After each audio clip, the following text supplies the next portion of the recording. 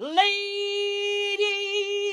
and gentlemen, welcome to the Ariel Helwani Show! Back in your life on this Wednesday, October 29, 2025. Hello again, everyone. I sure hope you're doing well. It's great to be here on a very nice fall Wednesday afternoon in New York City. And my friends, the mood is great around these parts for several reasons. GC is back. He was out. It's tough. He was out yesterday, and there were some reports about why he was out. I'm not sure if he wants to address any of them, but apparently he's still out. Okay. Is that a thing? Should I not address him at the top of the show? Because this is now the second time. Sometimes people have to run out of the room. Top of the show, like as the plane is taking off. You got audio, you got video. What else do you want, huh? It's like here we go. Everyone, we are about to take off. Yeah, let's just go to the bathroom real quick. You see the pilot running next to the plane. Yeah, let me just go for a quick bite. Well, anyway, welcome back. He is here, I can assure you. You will hear from him, see him in a matter of moments. I got a text, Frank, from a very, very wise man, a good man. I should add as well. James Tahuna? No, John Pollock of Post Wrestling. And he texted me this at 12:55 p.m. Eastern Time, which is approximately 6 minutes ago. It's a quote, okay? It's a quote said by a very wise man.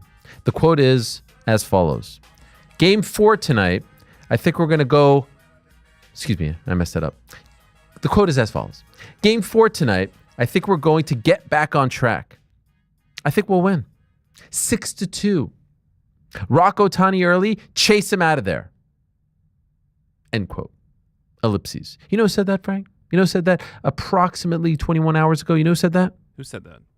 That would be the man you're talking to right now. Ariel Helwani said that. I said it. And you know what the final score was last night, Frankie? Actually, don't. 6-2. And you know who rocked Otani early, Frankie? Vladimir Guerrero Jr. Yes, your Blue Jays tied 2-2. Game 5, pivotal.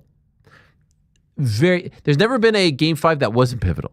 It's always pivotal. It's a pivotal Game 5 tonight at Chavez Ravine, but it also guarantees Game 6 back in the 6. Oh my God, you know yourself. It's going to be incredible. What scenes? I told my kids, do you want to go to Game 6 in Toronto, or do you want to partake in the Halloween festivities? You know what they said? They want to go door to door and get some M&Ms and some, what are those things called? Candy corn. What are those things called? The ones that I like. The Milk Duds. I could go to CVS right now and get you Milk Duds and candy corn. That's one they're going to regret. Oh, welcome back. Thanks. I was just talking to your empty chair. No, I know. I saw today and Monday. Twice. Throw it to me the second the show starts. I said, planes taking off. Nope. Pilots jump out for a little quick bite. Listen, bathroom run? Things got situated. I can't say that I'm going on a bathroom run because accusations will get thrown around like wild.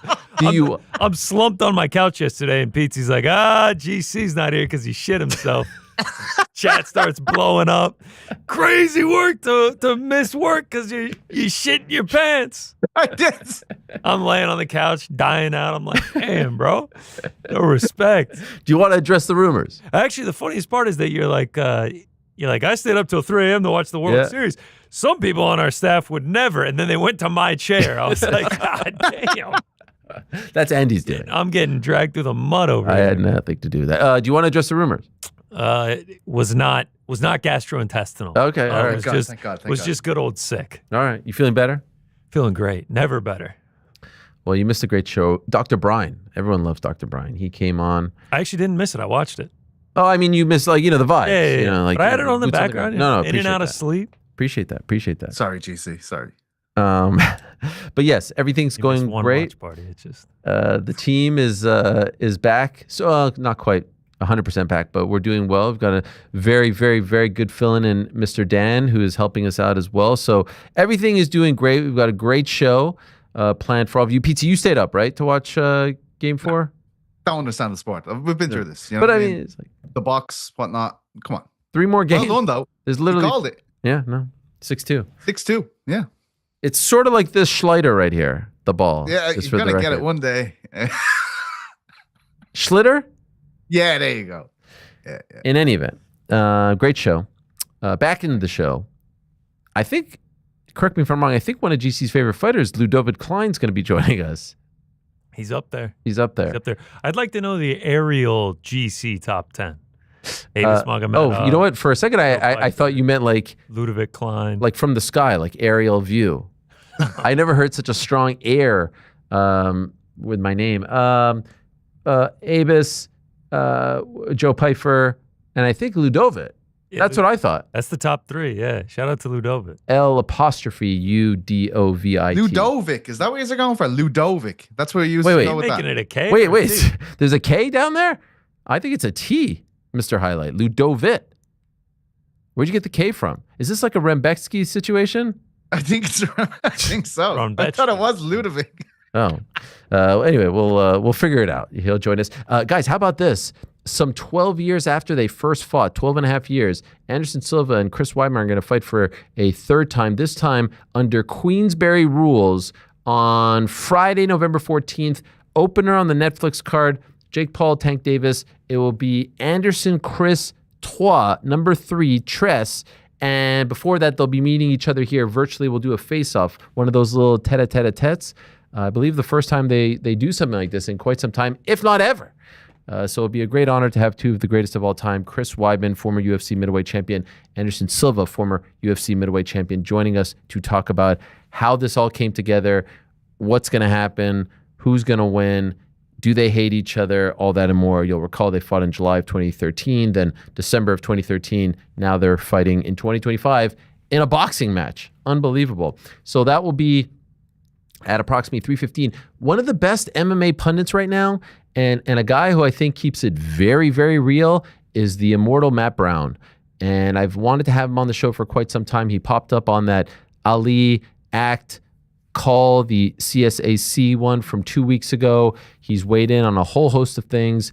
He does a podcast with Damon Martin of MMA Fighting, Fighter versus Writer, or maybe it's Fighter and Writer. Point is, he's doing great stuff, and I like his takes, and I like how he keeps it real. I mean, of course, you'd expect nothing less from Matt Brown. He just keeps it real 24/7.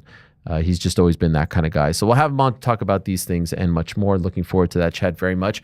And at approximately 1:30, we'll be joined by Devin Haney, the real deal himself, who will be returning to action on November 22nd in Riyadh. Massive fight at 147 pounds against Brian Norman Jr. There's a lot of bad blood here. These two got into a little fracas in the hallways in New York City before their press conference, or maybe it was after their press conference. In any event, we even have the video. We could show you the video to whet your appetite here.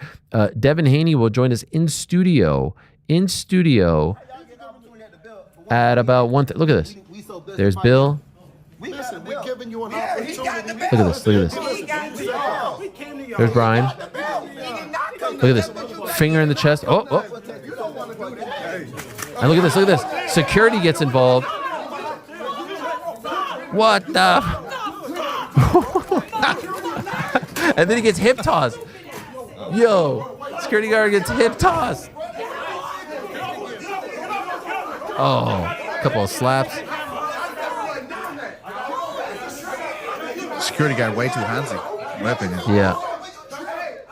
Anyway, so we'll talk to him about all of that. He'll join us in studio. Always great to have one of the best boxers in the world, the one and only Devin Haney, the real deal. Or the dream. Why'd I call him the real deal? I don't know, but he's the dream. But he is the real deal as well. He's going from 135 to 140 to 144 to 147. Incredible. Keeps it real. He keeps it real. Guys, a few things to talk about before we get into all of that and more, because there's a lot going on in the world of combat sports as always. Did you happen to see, speaking of great boxers, we were talking last week about Terence Crawford living his best life. Pete, did you happen to see Terence down in Colombia? No. Yesterday. Look at Terrence out here living his my days. In a tracksuit too. I'm on stage in my tracksuit, just gonna bust out a few moves. with the ladies. Terrence Crawford. Is there anyone who's living their best life better than Terrence Crawford right now? I mean, he's on a world tour. This guy. Look at this guy. No stage to a dance floor. Look at this. Look at this. Ooh. Hey, a little salsa. What kind of dancing is that, Andy? What is that? Is that a Colombian salsa? What is that? That looked like a salsa, and it is big in Colombia. It is. And now you're going to tell me, well, I'm not from Colombia. You know, I'm actually from. I said it off. You know the region. You know the region. It's a different place. Come on. Let's do this with me too. Where is she from? She grown. She's actually from Venezuela. All right, I was just making. I knew that. Or is it Ecuador? Yeah, that was a test. Wow. They're all similar. There's a colored region. flags, There's a bro. region. There's a they're not all the region. same It's called country South area. America. No, all right. I thought maybe What you was could. that? Do that one more time for the people at home. All right. All you have to remember is the Juliana Pena connection. Or was I- it Michael Morales? By the way, I'm very aware of where she's from. I just thought, hey, you know, she's from there, that region. We're not. So, you know, it's like someone asking me about North America. I could tell you about North America. I could tell you about Wait, I could all t- of North America? I could tell you about Canada, even though I'm not from Vancouver. I could tell you about Whistler. I could tell you about Beaver Tails. I could tell you about Booty. So I just want to know. No harm, no foul. What's the capital of Mexico? That's for Andy, right? No, that's North America. Technically, it's Central America. No, it's not. No, that would be south of North Mexico. America. That's Honduras. That's where my family's from. Are you talking You're about? Honduran? Yeah. What the No, hell? Mexico City. Yeah, what is this? Is this? Wait, when you talk about. I just thought it was funny you said North America. No, like no, you're yes, including yes. all the countries. First of all, I know that it's Guadalajara, and second of all, it's is this north or south of the Gulf of America? Oh, good God. We have other things to get to. All right. I was trying to serve that up, and I didn't get it out, you know, smoothly. But am I right about Guadalajara, or am I wrong? I think I'm actually wrong. I thought you Googled it. No, I didn't. Pretty sure. Am I right? Is it Mexico City? Oh, I said Mexico City. Yeah, it's Mexico City. I just really wanted. La ciudad. I wanted to say Guadalajara. In any event, Cancun. I do want to give a shout out to Aspen Ladd. She got her first BKFC assignment. This is some big news. There it is, November 15th. So it's either this or UFC 322. What are you guys watching? This number one. It's a tough one. Eubank Ben 2 number 2, and then 322. Wait, no. Isn't Eubank Ben on the 22nd? Oh, no, it's the 15th. Yeah. Holy shit, what a weekend. Actually, and then sneak in Jake Paul the night Jake before. Paul, Tank Davis rewatch at number 3. Wow. The highlights. Okay. What do you think, PT? Yeah? You like that? I'm just thinking about how I'm going to get out that Monday afterwards. Yeah. That's right. That's right. Post pay-per-view Monday PT does not exist. You know who else is living his best life? Charles DuBronx Oliveira, guys. This guy is out there. Have you seen this guy? I mean, some cannabis out there.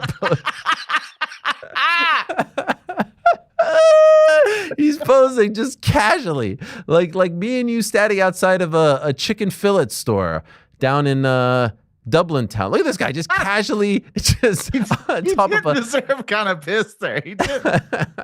No reason. like that's a stallion right there. You know what I mean? Like that is just not any ordinary. Look at No this guy. donkey, I'll tell you that much. Look at this guy. What is that? Harness racing? He's the king of That's Argentina. what that basketball player likes, Chuck's guy, Denver Broncos. Jokic. He's into that kind of racing as well. Stud Oliveira. Is that the name of the horse? I mean, That's what they call Charles. there's a tear rolling down my cheek as we speak. Do you guys see it? Do you see it? I don't know if you can. Actually, zoom. yes. You can see it. What Zoom happened? in. Why? You're so happy Pizzi's about laugh. Pizzi's laugh. It reminds me of a famous Pizzi moment, like the way he laughed. Like when I think of Pizzi laughing like that, I think of a famous Pizzi moment. Do you know what I'm talking about? The kind of piss line. I didn't expect the kind That of. one. this moment?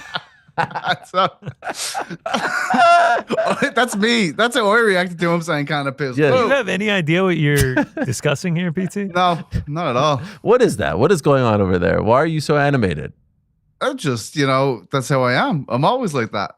And that was from a podcast I did last week that got released today. They called you shout the out to boys. godfather of MMA on the pod. The godfather of Irish MMA. I was like, John Kaplan's going to get upset here, lads. We need to shh. But no, great fun with the lads. Even every one of you's got mentioned. New York Rick, GC, Ariel, Wow. Andy, Jordan, Mysterious Frank, all of you shout outs there. Just want to say, representing always. I might have to listen now. Wow, you weren't going to listen before? What's it called? What's it called? Or you selfishly got a shout out? You having us on? It's two Irish comedians. Wait, what's it called? You having us on? Yeah, that's right. It's you having us on? That's the name of the pod? Are you having us on? Is that like a saying? No, it's you having us on. It's not are you. It's you. Okay. With a U and not the YOU either. What's is that like a saying? Is that slang? Is that like what's the crack? It'd be like, are you taking the piss now? Ah. Like saying, hang on, you have me on? Okay. Oh, it's like a threat. This is before a kitchen scrap. Yeah. To be like, what? Hang on a second. What? Are you? It's like, are you messing with me? Yeah, are you fucking with me? Yeah. It's like, are you having a go? Are you having a go? Yeah. I know you Is guys. that what you're doing in that screenshot? That I could be going.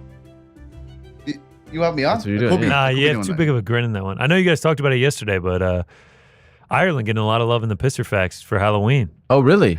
Well, thank you. I The didn't see Pisser those. Facts You clarified. didn't read them? No, I found like a non-employee bathroom. What? Just so I don't like get germs or just. What is it, like an executive bathroom? Like fraternize it's with private help? for you? It's like executive to the executive. I bathroom. showered Wow. in the bathroom Yeah. on Saturday. What does it say? What does it say? So they don't have that stuff They there. are in because- there. They're on the mirror. Oh Yeah. no. That it started with like beet.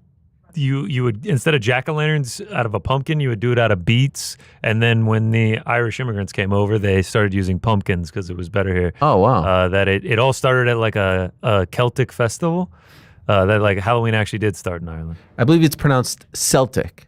Celtic? It's either one. No, it's Celtic. No, he's right. But It is GC is Celtic. Irish. He knows. Yeah. It is Celtic. But that means it originated in America and the Irish just brought it here, right? But it didn't actually originate in Ireland. You just calm the fuck down. Originated in Ireland.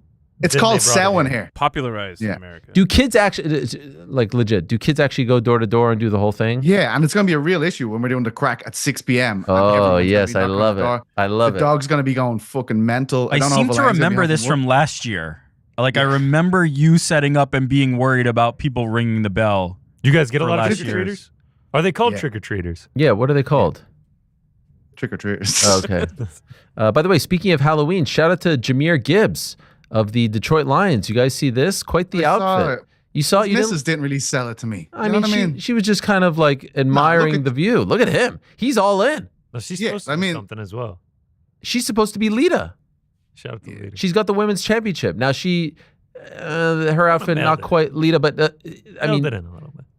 Jameer looks fantastic. Even go back to the way he was gyrating there. That's very Jeff Hardy. This Very is Jeff someone. Hardy, yeah. This is someone who grew up a Hardy Boys fan. Look at that. And And you can tell his missus not really a Hardy fan. No, you know what I mean? she's just like, she's there for the vibes. you know what I mean? But I was impressed. On bomb, she wouldn't know what you were talking about. When did these NFL teams start doing these like big Halloween parties?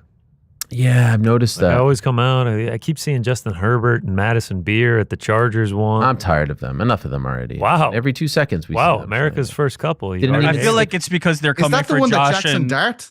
Wait. First of all, Josh and Haley. Josh and Haley's corner is being No. They're rock solid. They're married. All right. Like these two just. What do you mean? They So just met 2 days ago. They just met 2 days ago. Wow. Yeah, let's this see is them. He's see them. He's feeling them on withstand the corner. He's feeling the them. trials and tribulations of dating. trials and tribulations like Also, sinners. you never. you never. By the way, you The never red see carpet Josh. Michael B. Jordan appearances where You never see Josh and Haley together. You never even see her on the broadcast.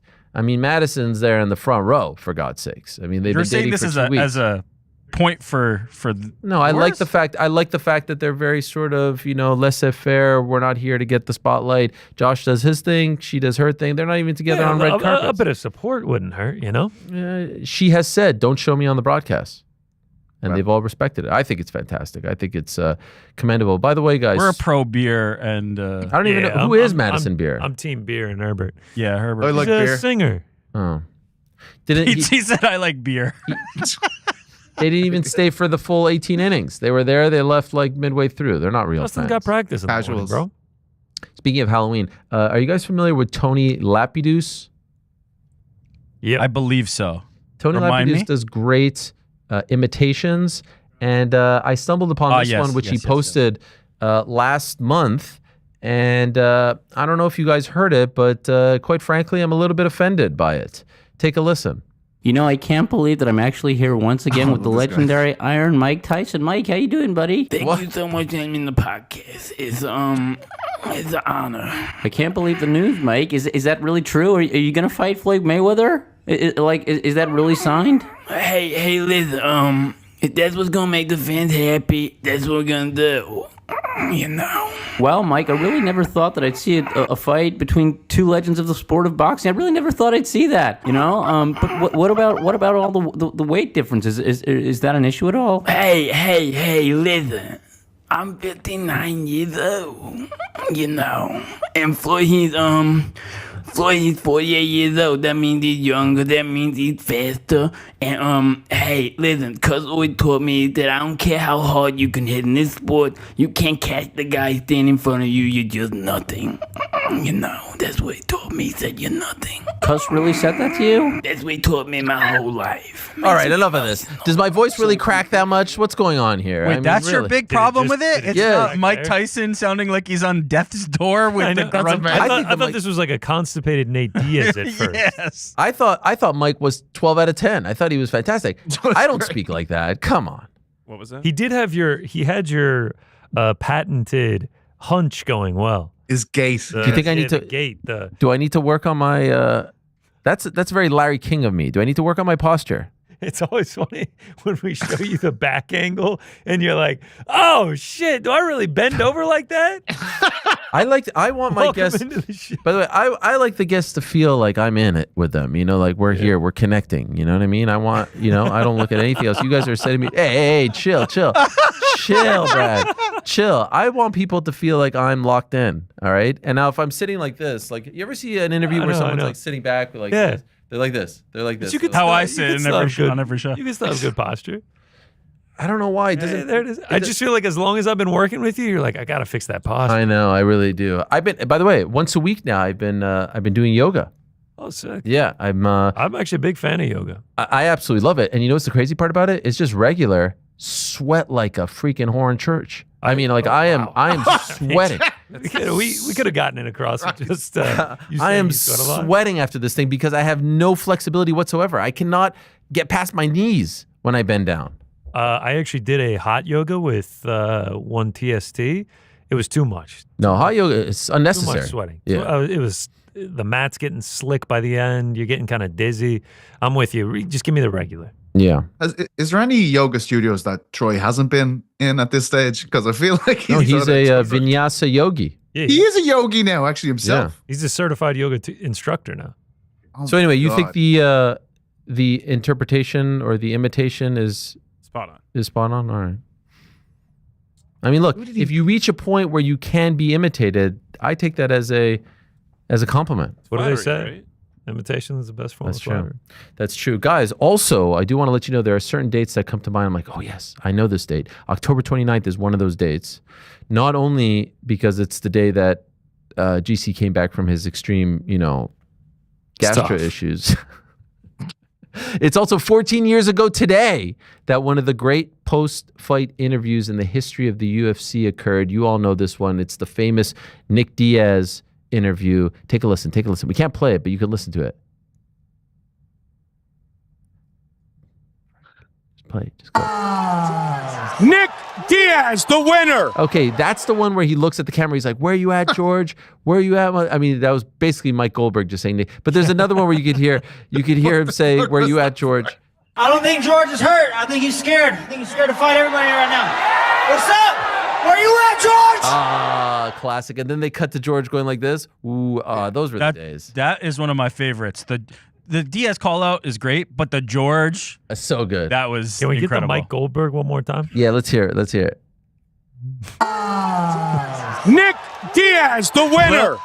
Little whisper, where you at, George? And then Mike Goldberg screaming. It works better when you watch it. Nick Diaz, the winner. Is it BJ Penn to fight? Yeah. BJ Penn, yeah. October of 2011. Great one. We got a legendary fight. Really Epic. long interview with Nick at the UFC Ultimate Fighter warehouse the Thursday of that fight, and he went on for 25 minutes. It was unbelievable. That was a great time because he had just come over from Strikeforce. We all wanted to see the GSP fight. Got me thinking about some of the best, not like post-fight interviews, but just like post-fight sound bites. Like you say this line and people know. If you go up to an MMA fan and you say, "Where are you at, George?" They know exactly what you're talking about, right? Yeah. What else, PT? What else falls? 50 G's, baby. We're not here to take part. We're here to take 60. over. It's 60 G's. Yeah, 60 G's, Yeah, which is crazy. No, because now it's 50, but back then it was 60. It went down some way, somehow. Look, I'm just trying to look out for Dana here. I don't want people getting any, ideas. And then what was the other one? We're not here to take part. Yeah. What fight is that? Dustin Poirier, isn't it? No, that's Brandao. I think he said that. He said Poirier, no? Mystic Mac with Poirier. You could call me Mystic Mac because I predict these things. Because he had said that he was gonna, spark him in the first round. Yeah. Well, but anyway, that's another one. What else comes to mind? I'm not impressed. Brock Lesnar, Bud Light. Oh yeah. What is the situation? So if you say to your friend like, I'm gonna go home and get on top of my wife. Yeah. and have a Bud Light. Coors Light. Because Coors Light ain't paying me nothing. Oh, this is a great one. Do you remember this one when he comes in and DC goes, push me now, get slept later. Push me now, get slept. Do you guys remember that? And then Brock gets on the mic and he goes, Miocic, the piece of shit. And Ngannou, the piece of shit. You remember that? And then he took the microphone and he broke the camera. He broke the lens. He pushed it right into the lens. What else? What else comes to mind? What do you got there, GC? What else? Like lines. Conor McGregor, but by Michael Chandler. Conor McGregor. You gotta come back and fight somebody. Jesus. If you say it like that, people know exactly what you're talking about. I'm surprised he didn't get a hernia from this call out. Like he is going hard, man. Yeah. Scousers don't get knocked out, Paddy. Yeah, that's not bad. I'm not surprised by Nate Diaz. Oh my God. Followed by surprise. Oh yeah. By Conor McGregor in the very next fight. The king is back. I don't care. Darren Till. I don't care. Yeah. And that was and then Perry got onto the apron there, or whatever you call it. The fight that still has not been materialized. What about you've taken everything I worked for? Motherfucker. Yeah. That's like you say that to an MMA fan, Conor McGregor, like you say that. Or by the way, you know what the other thing is here? Like you post this and you can hear it, right? 1,000%. Yeah. You post that Chandler picture, you can hear it. Double Champ apologizes to nobody.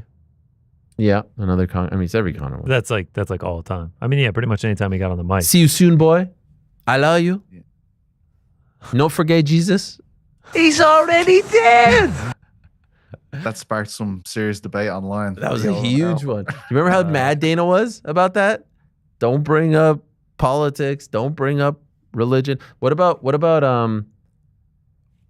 if you say to someone, "I'm not impressed"? Yeah, I'm not impressed with your performance. Yeah, incredible. Did I say that already? Yeah. My balls is hot. Yes, that's a great one. Yeah. I'm looking at the chat right now. The Chael Sonnen, Anderson Silva, you suck. You absolutely suck. Oh, that's a great one. You absolutely suck. Like you post that somewhere, and people know exactly what you're trying to say.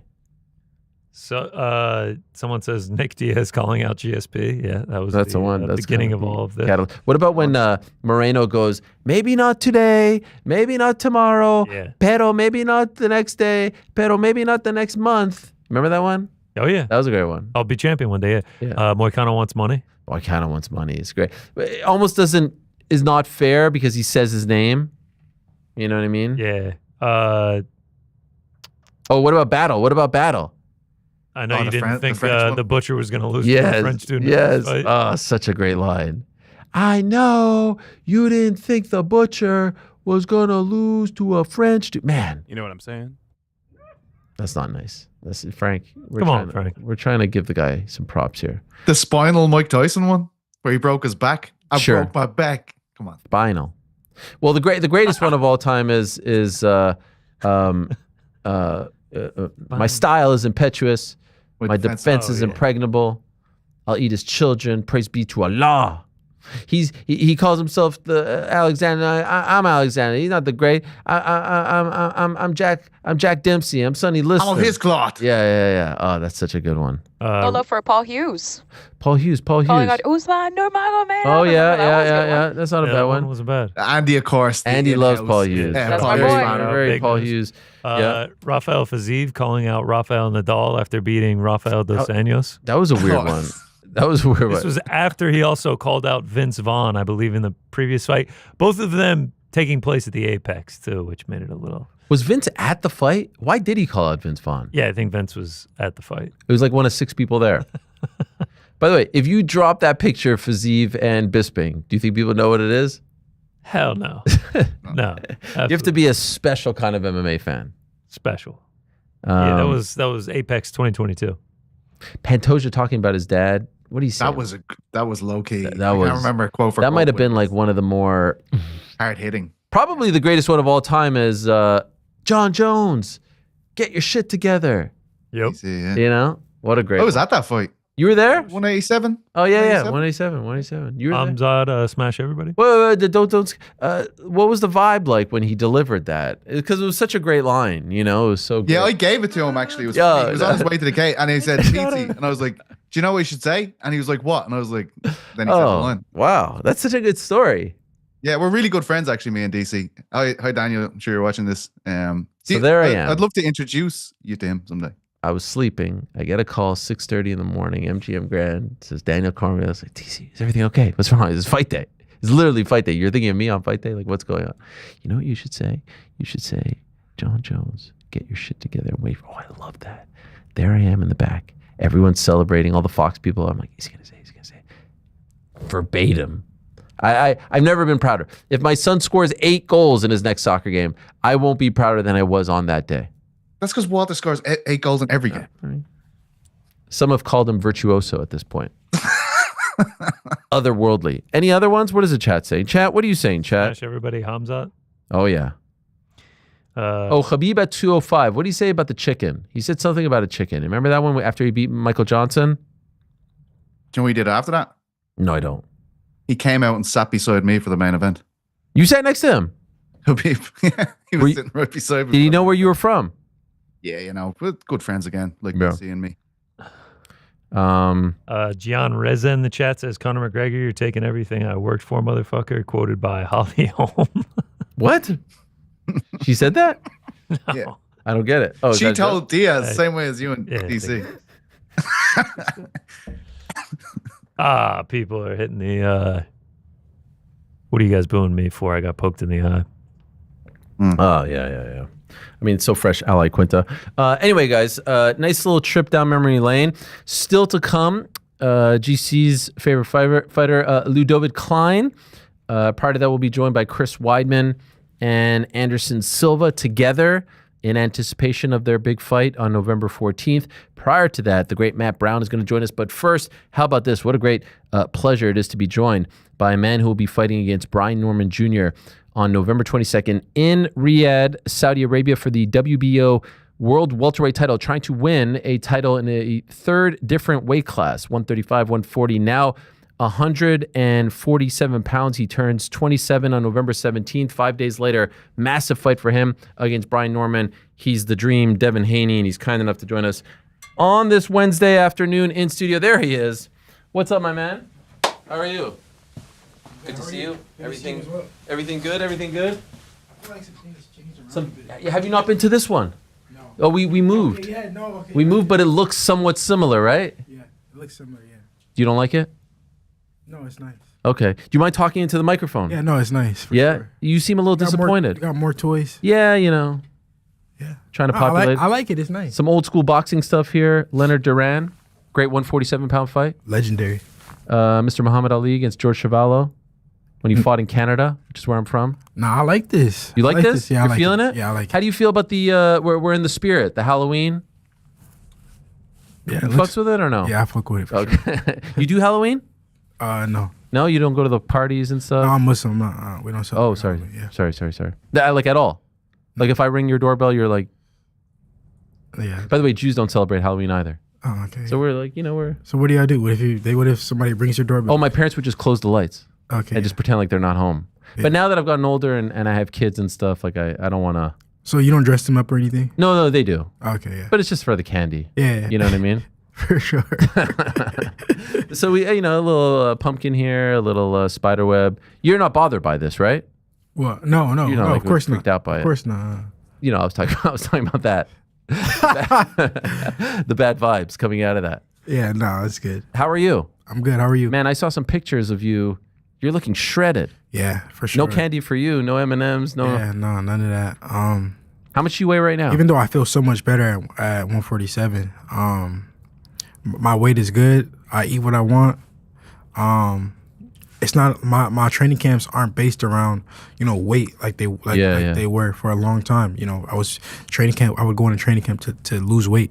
And spar pretty much for skills. So now it's really around game planning. Getting better. It's not about weight. I mean, you look incredible. To me, it's almost like, wow. I wonder how good you would have felt. Like, do you think, man, if I would have done this like 2-3 fights ago, life would have been a lot easier for me? Yeah, life would have been a lot easier for me. I think that, people said that I'm a weight bully, but I only stayed at those small weight classes because it was so much at stake. I had to, defend against Kambosos the second time. I was signed a contract, and then Loma, I signed a contract to do that fight, and then I went up to 140, and I felt all right in the first fight, or my first fight at 140 against Regis. The weight cut, like, it was hard, but it wasn't like extreme. But then for the Ryan fight, it was like extreme. So, was it awful? Like, was it to the point where you thought maybe you wouldn't make it? Not that I wouldn't make it. It wasn't that extreme, but it was extreme. I would say the fight where I felt like I wouldn't make it, the second Kambosos fight was super hard. That weight cut was bad. The Loma fight was hard. The worst one was the Kambosos, for the second Kambosos fight. The Loma fight was hard. And the Ryan fight was like this number 2. That one was like super hard. So your last fight was at 144. Yeah. That's kind of, it was like just a catch weight. Yeah, that was like easy. I made that weight easy. So you're expecting just a breeze here? Yeah. Well, I came in. So my nutritionist, told me to come into weight. Come into training camp bigger this camp. So I came in bigger. Because obviously I had 3 pounds. No, I feel great. Do you think this is it for you, or do you think you? No, I think I'll go up. I think I'll go up again. Really? Yeah. How high do you think you go? I don't know. Maybe like 160. That's what I was thinking. Yeah, I think 160 eventually. But you want to stick around at 147? Yeah, I plan on being here for a while. Like I said, I feel great. I feel so much better. It's crazy to just I'm way more happier. My sparring has been showing that how sharp I am, how much stronger I am, and they say I can't take a punch. So, who's saying this? Who's saying this? This is what they say. They say a lot. People say a lot. People are saying you can't take a punch. I don't know why. Because they forget about the Ryan Garcia fight that I got up 3 times. Yeah. Is it? What does that mean? You cannot take a punch if you get up? Like, I don't. Brian saying this? No. I don't know. No, that's just the whispers. What they but they say a lot. So, they say that I can't punch too. So, now at 147, we'll see. We'll see if I punch harder, if I could take a punch better. That's why this fight is so important to me, because they say that I can't block a left hook, right? That's what they say. Mm-hmm. Well, we seen Brian Norman, his last fight, he knocked the guy out cold with a left hook. Brutal knockout. So they say I can't take a punch. Well, we got a guy who's strong, who can punch. He's from what they say, he's kryptonite to my style. So that's why this fight is such an important fight for me. And turn the non-believers into believers and prove the doubters and the naysayers wrong. How did this come together? This fight, this particular matchup. Yeah. So the first fight that was actually signed was the Ryan Garcia fight. We signed rematch for it. Yeah, the rematch. And is this before Times Square or after Times Square? Before Times Square. Okay, yeah. It was already signed. We were gonna face off In Riyadh, right? That was the plan. Well, we were gonna fight in Riyadh, but we were gonna face off after the New York fight. Got it. Do the actual face off and promote the fight. And we already had the date. We already had the fight signed, and then he lost, obviously. So then the next fight that I signed for was the Teo fight, and then Teo negotiated. We negotiated. We agreed on. He had his terms that he agreed on. I had my terms that I agreed on. I don't know what his terms was. I don't know if he knew what my terms was. It wasn't my business what his terms was, because they agreed to what I wanted. Yeah. So I didn't care what his was. And then they said that he was gonna sign at nighttime. Then he said he was having dinner with his family. And then it was the morning time. And then it was a bunch of excuses. And then he just came back and said, well, his team came back and said that he just didn't want to fight. So then that was it. That was the reason. Yeah, that was it. Nothing else. Yeah, but I had already signed. Wow. And it would have been for this date? No. It would have been for, I forgot the date. It would have been earlier. But in the fall time, right? A few months ago. All right. In Riyadh. Yeah. At what weight? 147. Okay. 147. And then the next best fight was, Brian Norman. He's the best guy at 147. You agree? Well, what about Boots? Boots at 154 now. No, I know, but was there talk of Boots before he moved up? Yeah, but I'll get to that. But do you think that he's the best guy at 147? Right now, I think it's the best fight for you. Yes. No, the best guy at 147. Like period. Who's the best guy at 147? No, yeah, I'm down. I'm in agreement. I mean, he only has one belt, but yes. Yeah, I mean everybody has. Right. There's not a unified champion right. at 147. So once I beat him, I become the man at 147. I become the top guy and take over the weight class. And yeah. So it's interesting because I just mentioned Boots. Was there any talk of Boots at all? There was Boots' name came up as well. We said, yeah, we'll do it. 147, let's do it. And then they came back with Eddie Hearn came back with 152 152. And then I was just like, nah, I never even fought at 147. Why would I go to 152 when he's unified champion at 147? Let's fight for the belts. And then it wasn't much negotiation. That was pretty much what it was. And then it was Brian Norman. So why I bring him up is, and I know, like you said, you have your detractors. Everyone has their detractors at the top. But I don't think you get enough credit for the fact that you're making your 147-pound debut against the best guy. Yeah. We had Boots in last week in studio, and it was a great chat. I like him a lot. But as we talked about with him, that wasn't the fight people wanted to see him fight. But he said, and he's totally allowed to feel this way, I wanted one fight, get my feet wet, and now it's on to the big dogs at 154, right? Yeah. You don't seem to subscribe to that. I mean, that's just not me. If you look at my track record. Yeah. It's every guy's a big dog. Every single fight. Right. Since I became champion, it's been every single guy. And that's just the type of fighter that I am. Why don't you get the credit for that though? I think one day when I'm, retired and my feet is kicked up, then they'll give me my credit and then they'll say, Devin Haney, he's a real throwback fighter. And that's what I am.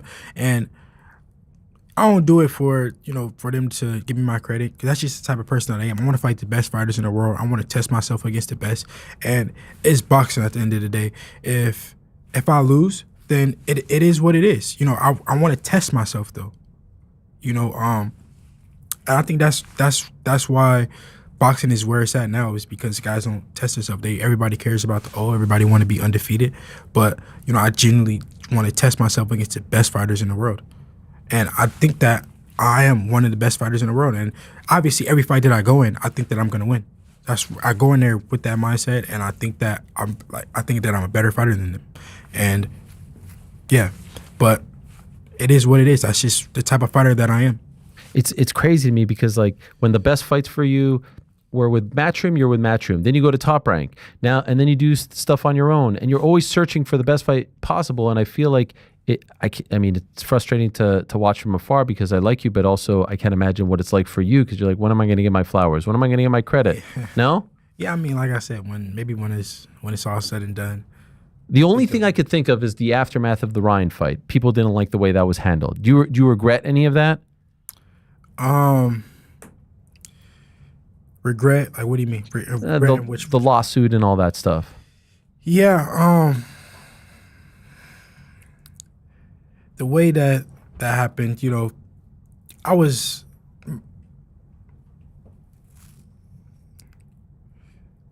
would say that my team was. That wasn't something. I'm a fighter. I want to get it back in the ring. I want to get it back in blood. And that was my mindset from the start.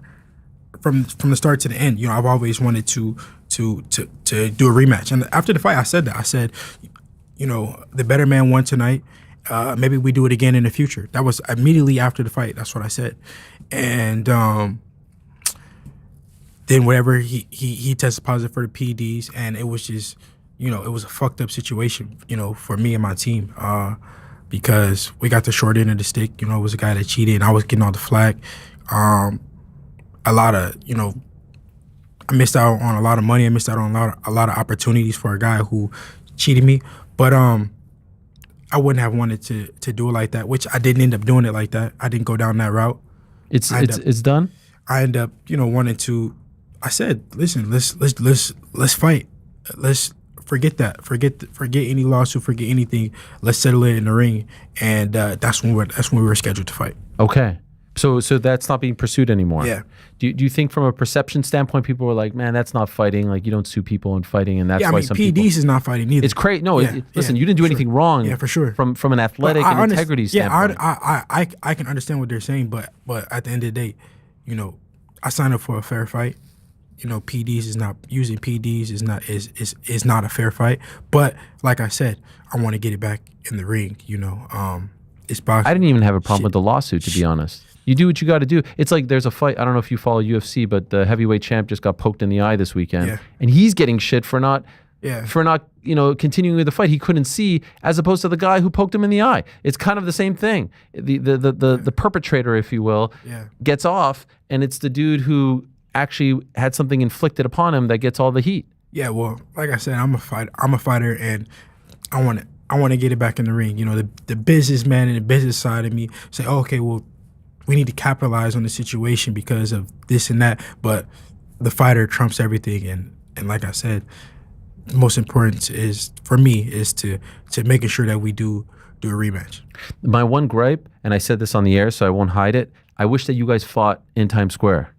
Because you know what happens? You guys fight on the same card, one guy slips, and now we don't get the rematch. That was the fight I wanted to see more than any. And you guys were right there fighting on the same night in the same venue, and it was like a tease. You know what I mean? I think if it would have went, if he would have won, it would have been great. It would have been a great build up for the fight. But it always feels like something goes awry when you know what I mean, when they try to do it too perfect like that. I feel like when it's always two guys on the same card. It's always in a fight, and then one dude loses. It always. Remember, like Caleb Plant fighting recently. They're like, okay, and if he wins, and then he loses, and it's but everything happens for a reason. Allah's a perfect planner. So here I am fighting Brian Norman, the champion, become champion again. Maybe he'll become champion and we unify. Yeah. I don't know. Do you still want that one? Does it still? That's what I just said, that, the most important thing for me is, getting it back.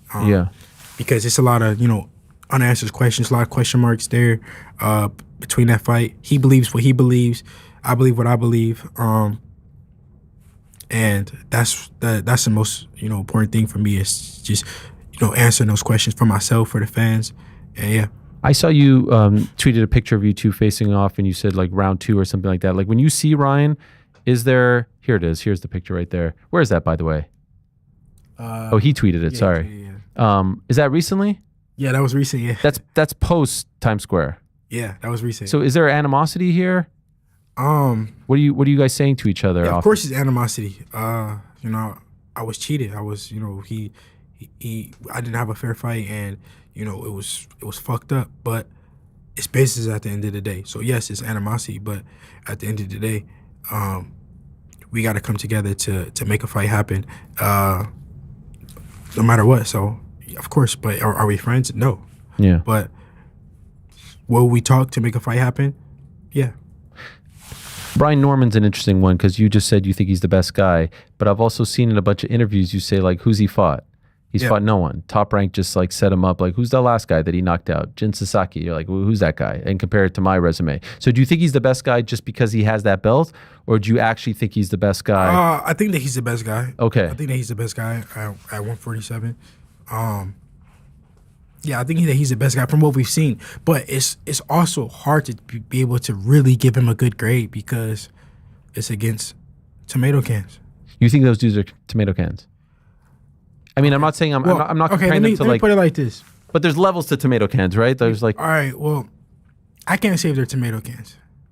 All I can say is I don't know them. Right.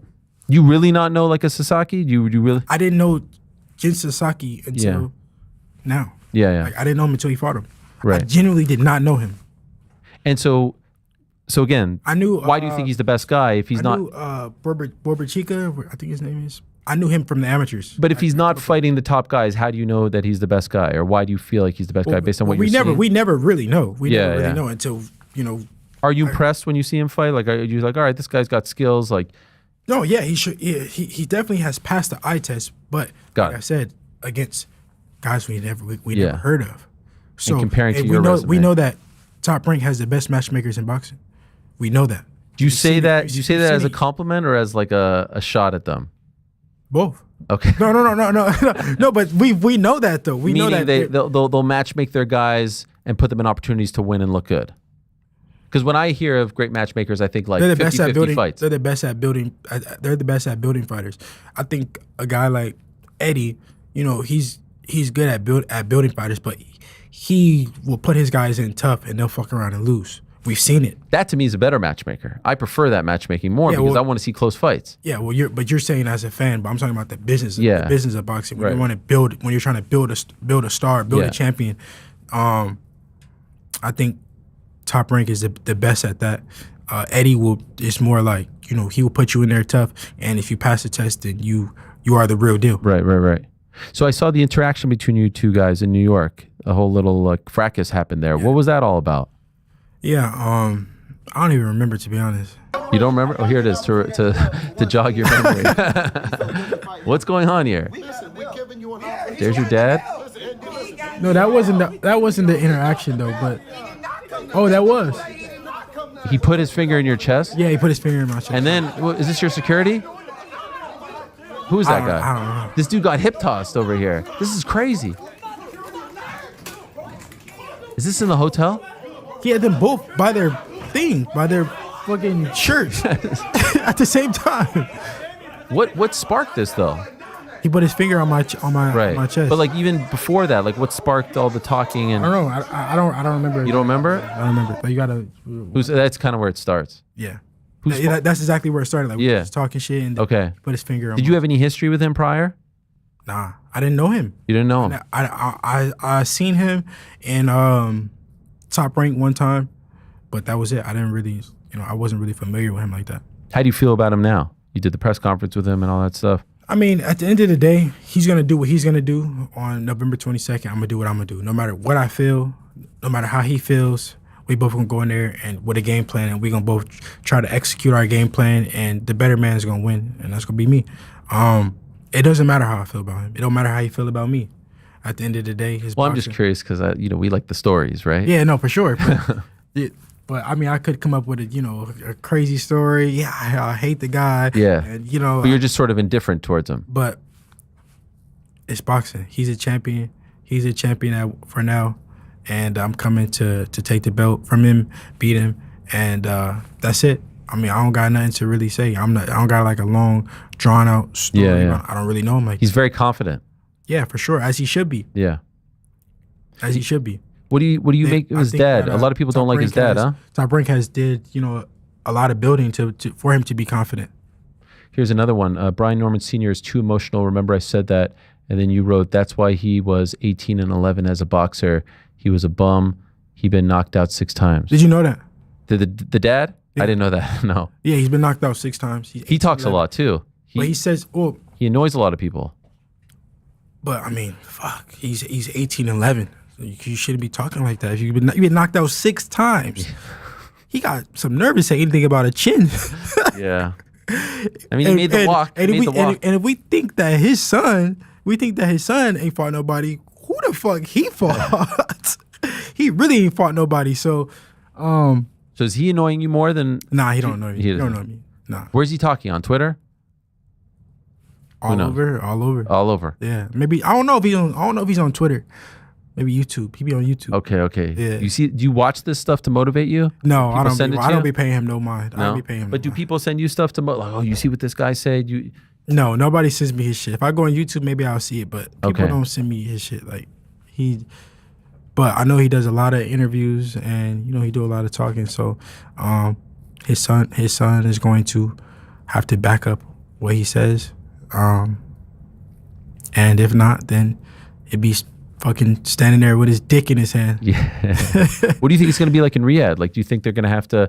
I mean, that was pretty intense over there. You guys and I know there was no security really. No, I mean, at the end of the day, we got to fight on November 22nd. So he's a professional. I'm a professional. We not gonna fuck the money up. Yeah. His team, my team, we gonna be two professionals. We both came all the way to Saudi Arabia. We gonna make sure that we make it to the fight, both healthy and ready to fight. You excited about this? As you said, Muslim getting a chance to fight in Saudi Arabia. It's your first time in Riyadh. It's a dream. It's a dream. It's a dream of mine to fight in the kingdom. I've been wanting to fight over there for a while now, and so now the time has came. So I'm super excited. When do you go? I go on the 1st, November 1st. Okay, so you'll give yourself 3 weeks to get acclimated. I'll be training over there and get acclimated, and be ready to go. Do you negotiate directly with Turkey? Yeah. So you don't have a promoter now. You're your own promoter. Exactly. Okay, so you don't have any sort of like Eddie or any Top Rank or anything. No, like I mean that. He's Top Rank. Yeah, he's right. He's with Top You just Rank. go straight. You go straight with Turkey. What was that like? I like Turkey. Yeah. I like Turkey. He looks over me. He looks out for me. I'm happy with what he's doing for boxing. Boxing has more structure now. The fighters are fighting each other. He's making the fighters fight each other. So I think boxing is in the best place it's been in a very long time. Definitely. And I think it's because of Turkey. What do you make of the state of Top Rank though? Like, he's a Top Rank guy fighting on this card, Abdullah Mason. They don't have a TV home. They haven't put on an event since July. Yeah. It's not great. I mean, I don't know how much longer Top Rank got. You think so? Boxing. I mean, I know they had a great run. Amazing run, legendary It's run. coming down to an end. You think so? I think that would be bad. Why? For boxing, I mean, that's one of the top promotions in America. It's them. I wonder where all their fighters are gonna go. Yeah. Well, now you got like Richard Torres is a big name. He's fighting on some random card. Michaela Mayer is fighting. I seen one fighter today. He's fighting on Tubi. Yeah, Michaela Mayer is on like Top Rank Classics tomorrow. No, it's like I don't even know what that is. Inoue fought on Facebook. That sucks, man. And Abdullah Mason's on the card. He's a huge deal. I think he's a superstar in the making. Do you agree? Yeah. Oh hell yeah. Brian Norman, he's on. They're just all the fighters are kind of getting dispersed into the wild. But I feel like for the sport in America, they throwing him to the wolves. They throwing Brian Norman to the wolves, man. Yeah, it's a mistake. They don't got no home. They don't have. But you wouldn't care if they went under? Oh, that would suck, man. Oh, I love Bob Arum. He treated me well. I made history with them. Fought Loma, Cambosis. I would hate to see them go, but I wish them well. I don't believe you. What's the beef? I don't have no beef with them. I don't have any beef with them. By the way, the teeth here are crazy. That's unbelievable, man. Thank you. No, I just would hate to see Top Rank go.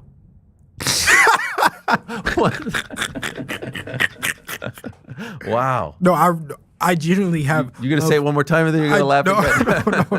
No. I gotta say one last thing, then we can move on. Sure. I genuinely have love for Bob. Bob is. Is there other people there you Bob don't like? Bob is a great guy. Derek Harmon. I like Derek. You know Derek Harmon? No. Well, he works for Top Rank. And Todd DeBoeuf. Derek Harmon was my first boxing coach. Oh, okay. Yeah, so he literally my first day in the gym, he taught me how to throw a jab, taught me how to throw, how to go on the boxing stance. So always will have love for him. Always will have love for Top Rank. You're gonna be that guy who shows. You know the meme of the guy who shows up to the funeral? That's gonna be you. I don't know what Mimi. You don't know that one? That dude who showed up to his hater's funeral? That's gonna be you. In the nice suit. No, that's not gonna be you. Oh, all right. They had a good run. Okay, so you're saying it in the past tense. You think they're done? I don't know. Okay, I don't know. They've had a good run, but maybe they'll get it. Maybe they'll get a network. We never know. Like they're fucking top ranked. They've done it up until this point. So I would not be surprised if they get a network. But you're always tapped into the business side of things. So can I ask you this? A hot topic has been this Ali Act that they're trying to amend. Yeah. Have you paid attention to this? And if so, what do you make of this? Yeah, I mean, I think it should stay how it is. You think so? Why? And can you speak into the microphone? Sorry. Yeah, no, I think that it should stay how it is. Why? You know, it was put in place to protect fighters, and I think you agree because I've seen that. You've been asking a bunch of fighters about it. And, yes. Yeah, no, I mean, I think it was just put in place to protect us. So, of course, they're gonna try to get it out, but. Is it weird that this new promotion is coming in and the first thing that they're trying to do is change this? Yeah, I mean, I'm not educated enough on it, on you know, what angle they're going at, how to, you know, remove it or whatever the fuck is going on. But I just think that, you know, us fighters need to come together to protect us, protect the fighters coming up, and to protect the sport, really, to be honest. Every single fighter and promoter that I've talked to about this, like, vehemently says, no, keep it. Even the promoters, like even the Eddies and the Oscars of the world. That's why I don't see how, like. But then when California had hearing and there were no boxing people on it. I don't understand. That's why I didn't understand is how, because every person that I talk to, they're saying the same thing, but I don't understand how it's like even a thing, like how it's even like. Why it's even being changed, why it's being talked about. And why we're not standing up to protect it. Did you even know? Like, did anyone ever come to you and say, like, hey, do you want to speak on behalf of this? No. Didn't know. Maybe that's the problem. These things are kind of happening. No, but you're bringing exposure to it. I know, and then they hate me for it. Yeah. But I think there was a reason it was put in place. Muhammad Ali, you know, when he was alive, was on board with it, right? Yeah. And so I can't imagine he would change his stance. He was always about the fighters. He was always about protecting and doing what's right. So Muhammad Ali came up with that. He endorsed it. It started in 1996 and it went into effect in 2000. So he was alive in 1996. He passed away in 2016. So there were 20 years there. Obviously, it got worse over time, but it wasn't like they just did it on behalf of him. He was on board with it. You know what I mean? And now they have said that his widow Lonnie is endorsing this, the changes. But Ali's grandson, Nico Ali Walsh, who's also a fighter, has said my grandfather would never be on board with this. So there's kind of like a thing of like, who knows what he would have wanted. I tend to lean towards like, why don't we just stick with what he wanted when he was alive? I mean, you know, who's to say he passed away? Who's to say what he wants, what he doesn't want? You know, like you said, let's stay with what he wanted when he was here. And it's there to protect the fighters. You know, I don't see why transparency, rankings. Yeah. You know, not be and what about the belts? You know, they don't want to. You know, they want to have their own belt, the Zuffa boxing belt. How do you feel about that? And no WBC, WBO, IBF, WBA. I think that is, you know, things that's wrong with the sport of boxing. Not everything is perfect, but the things that you know that I'm hearing that are trying to be changed aren't the things that's wrong. Right. Of course, you know, the ranking systems and, you know, stuff like that, the mandatories and stuff like that. Maybe it could be fixed with the belts and stuff like that. It could be tweaked. But as far as, you know, just getting rid of the belts, this is what made boxing. This is like what kids grew up to strive for and to, you know, be inspired by being, you know, undisputed champion and you know, it would suck if they changed it. What about just Dana coming into boxing? How do you think he'll do? I think that's good for boxing. Yeah. You know, another big player in the sport of boxing. I'm not too caught up on, you know, what, you know, his angle or whatever. You know, I don't really know what he's coming in to do or whatever. But the more people that come into boxing, it always helps. So, like I said, that's why I would hate to see Top Rank go, because at the end of the day, the more people in boxing, the more promoters, the more sides, the more, you know, leverage us fighters have. You know, it's better.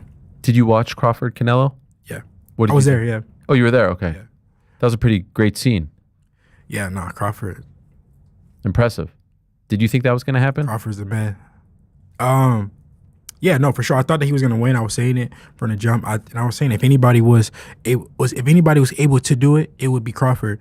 And he went in there. He handicapped Canelo, and he made it look easy. To be honest, it was crazy. It was like a masterclass. There was a couple times where Canelo was like whiffing, and it was like, wow. Yeah, he made it look easier than what I thought he would. You think he's the best fighter in the world right now? For sure. Not Usyk? I think Usyk is number 2. Okay, and then Inoue? I think Inoue is number 3. Yeah. Where's Devin Haney? We got to see on November 22nd. This will be your third different title in a different weight class. Yeah.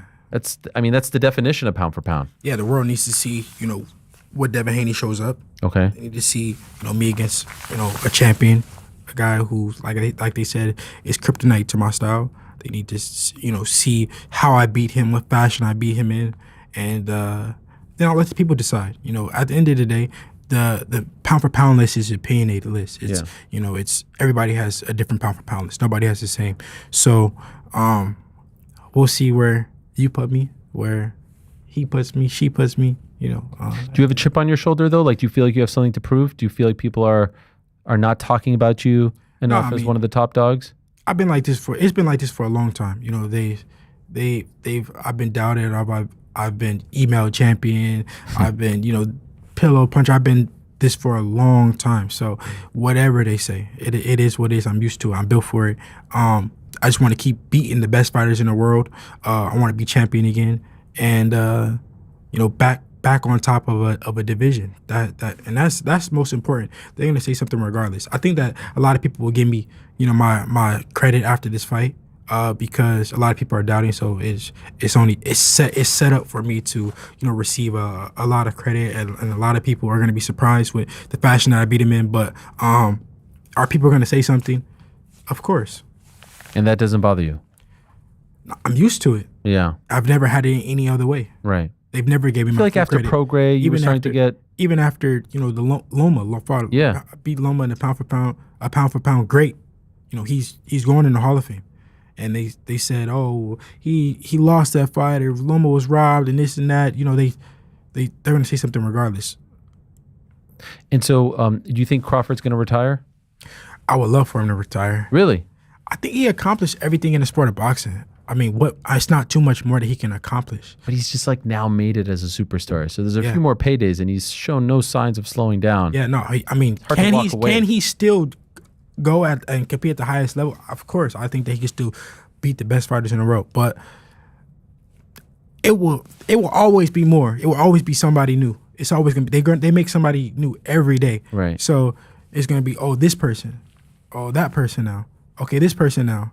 So it's always going to be like that. So if you were him, you think you would walk away at this point?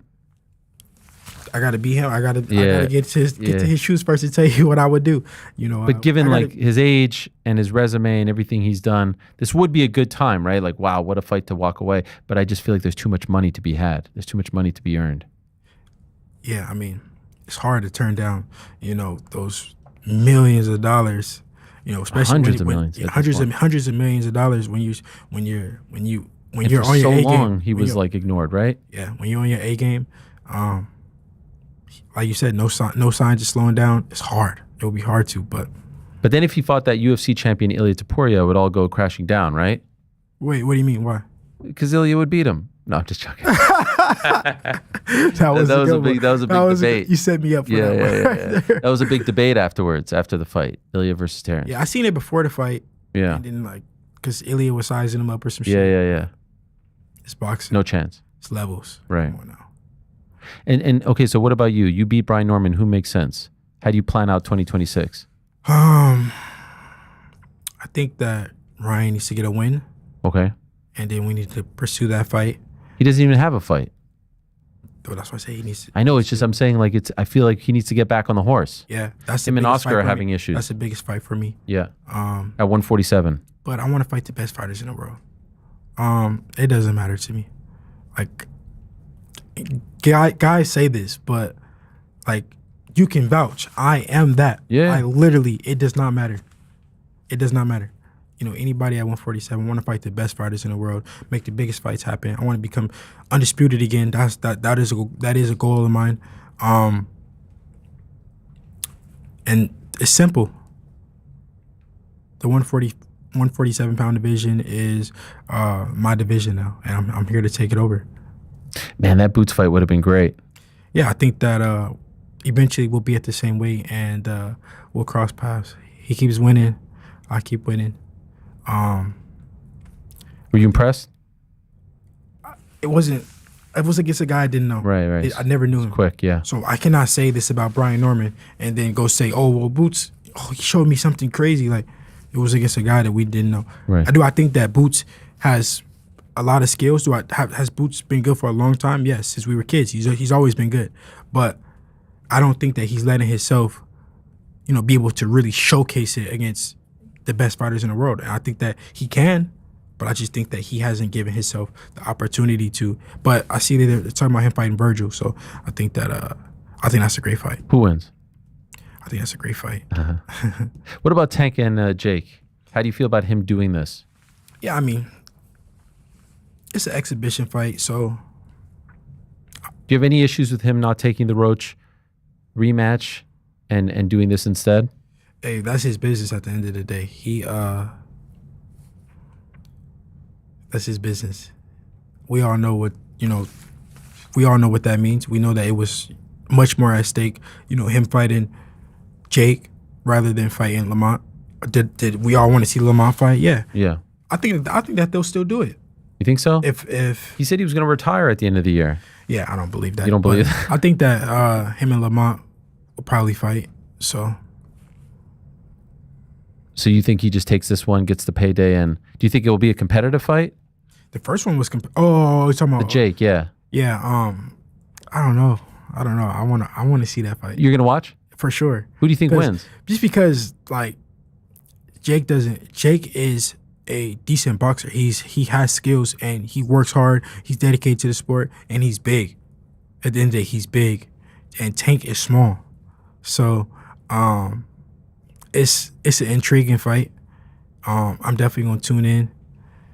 Does Tank have way more experience? He's been boxing since he was a kid. Yeah, so should he go in there and win? Yes. But I don't know the rules. I don't know the ins and outs of the fight, but I fuck with Jake. I want to see the fight. You like Jake? Yeah, I like Jake, yeah. Okay. Do you ever talk, I saw he brought Shakur in to help him train. Yeah. That's crazy.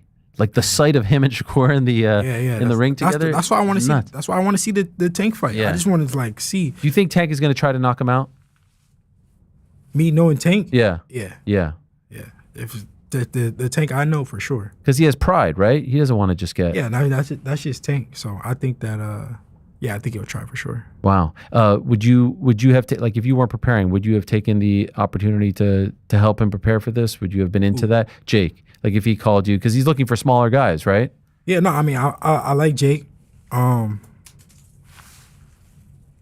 Is everything okay? It was a leaf. Oh, okay. Sorry, my bad. It's okay.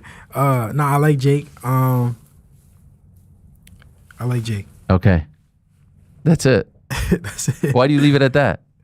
How do you feel about Tank these days? I think that Tank is a great fighter. I think that he don't test his skills against the best fighters in the world. Even though Lamont surprised everybody. Lamont has, he's always been good, but nobody thought that Lamont would put that kind of fight up against Tank. So he did surprise. He surprised everybody, but I don't think that Tank, is really testing himself or wanting to test himself against the best fighters in the world. Even though I think that he could beat them. Would you say he's the anti-Devin Haney? You would say that clearly. The way you're describing, would say that. The way you're describing him, right? You've chased the big names, and I think the knock on him from some people has been that he hasn't. I think a lot of fighters are like that. Right. So a lot of the fighters today are, do the opposite of what I do. I think Bam. I like Bam. Okay. I was just going to ask you, who do you respect the way they handle their career? Yeah, I like Bam. Bam. He's on your card. Bam be testing himself. He fights he wants to fight the best fighters in the world. He keeps going up in weight, down in weight, whatever he's doing. I don't even know. I can't keep up. Yeah. But I know that he's testing himself. Benavidez? Benavidez for sure. He's fighting Yard on your card. It's a great card, man. Yeah, my dad helped make that fight happen. Oh, really? Yeah. On whose end?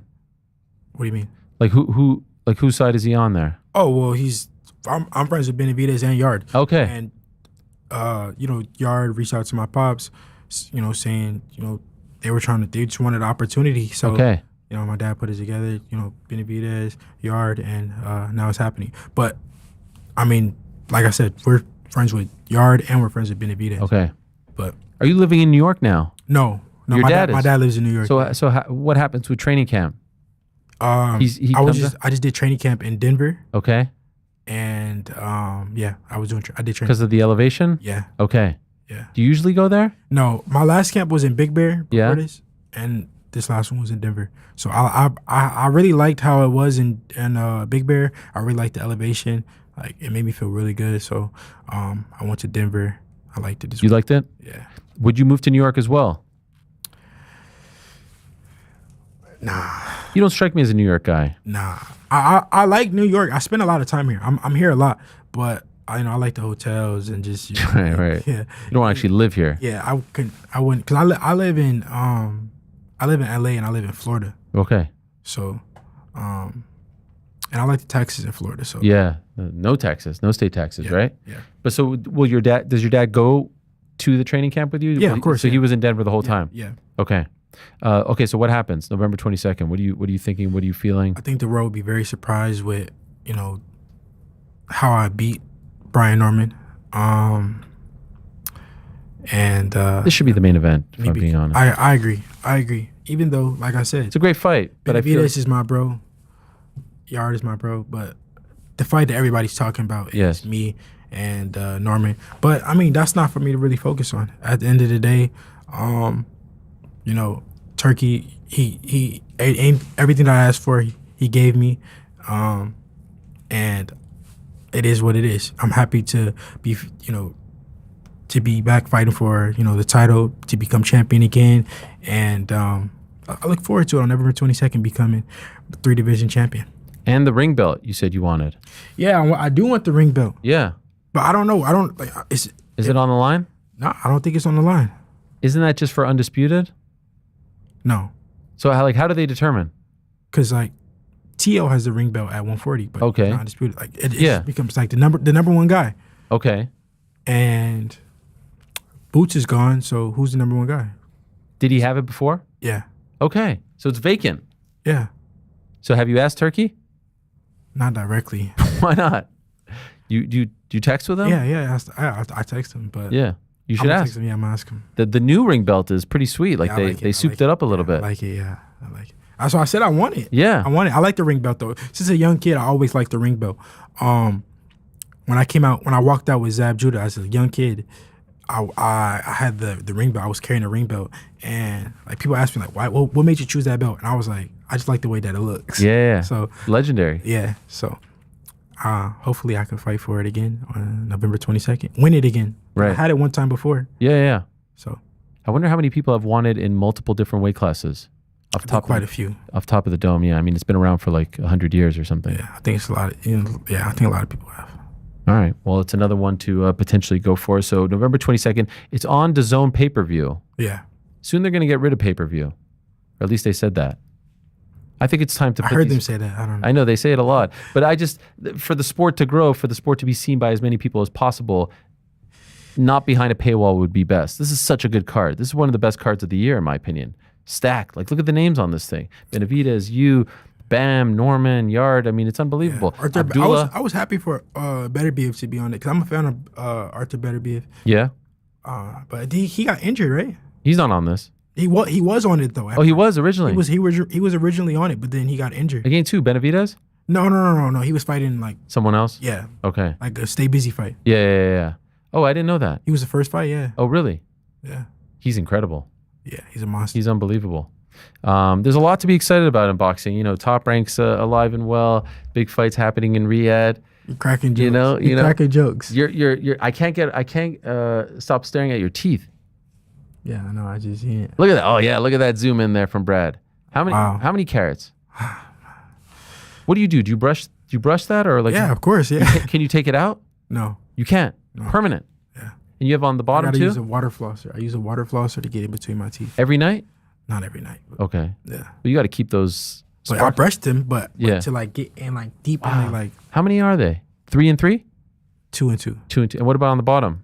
And then it's just gold on the bottom. Yo, that is something. Like you've reached a certain level. Oh my God! Don't start. No, Don't start. I mean you've reached a certain level. Are they new? No, I had them. They're like sparkling in my face. I feel like I could skate so much ice on there. Brush my teeth today. Nice. Good for you. Devin Haney is the man. Good luck to you. Thank you for stopping by. Do you have other media to do this this afternoon? Not. You've got Crystal there. I think that's it. I think I'm done for the day. Is it true you said you just wanted to do this show and nothing else? That's exactly the only what I one that said. keeps it real, right? Yeah. All these other haters. No, remember you were mad at me because I stood you up one time. You stood me up one time, yeah. Why did you stand me up? I don't remember. Was I really mad? You were mad. Nah. No, you were mad. What did I say? What did I say? I was like, hey man, that wasn't.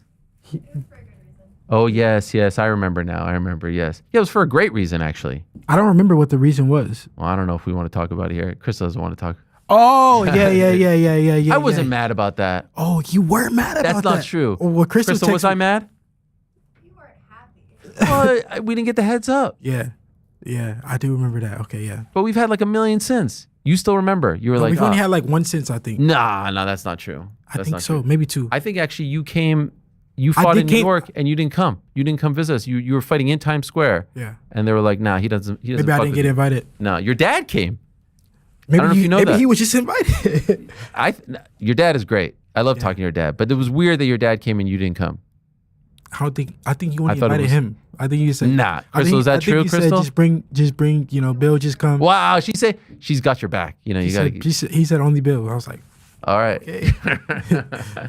Well, good. By the way, your younger bro. Yeah. Is he? He's boxing. Yeah. I saw him at Fanatics Fest with your dad. Actually, it was great. Bro, so he's so good. He's so good already. It's so what's crazy. what's his record? He hasn't had any amateur fights. Okay. He spars, and he started boxing in May. Last training camp. What was he, like a gymnast or something? No, he was a tennis player. Tennis player, yes. And like he would like play tennis or whatever, and then like I would like be like, bro, you know that shit's lame. Like, yeah, like, you know, bougie. Like, come on now. Yeah. And he'd be like, no, I like tennis or whatever. But I would just still be like, bro, like whatever. Come on. Because he would never be like, he would never watch tennis. He would never be like excited for like practice with tennis. But he would do it. He would train hard like 2 times a day. He would train every day. He was like dedicated, but he just wouldn't do it with a smile on his face. He didn't seem happy to do it. Yeah.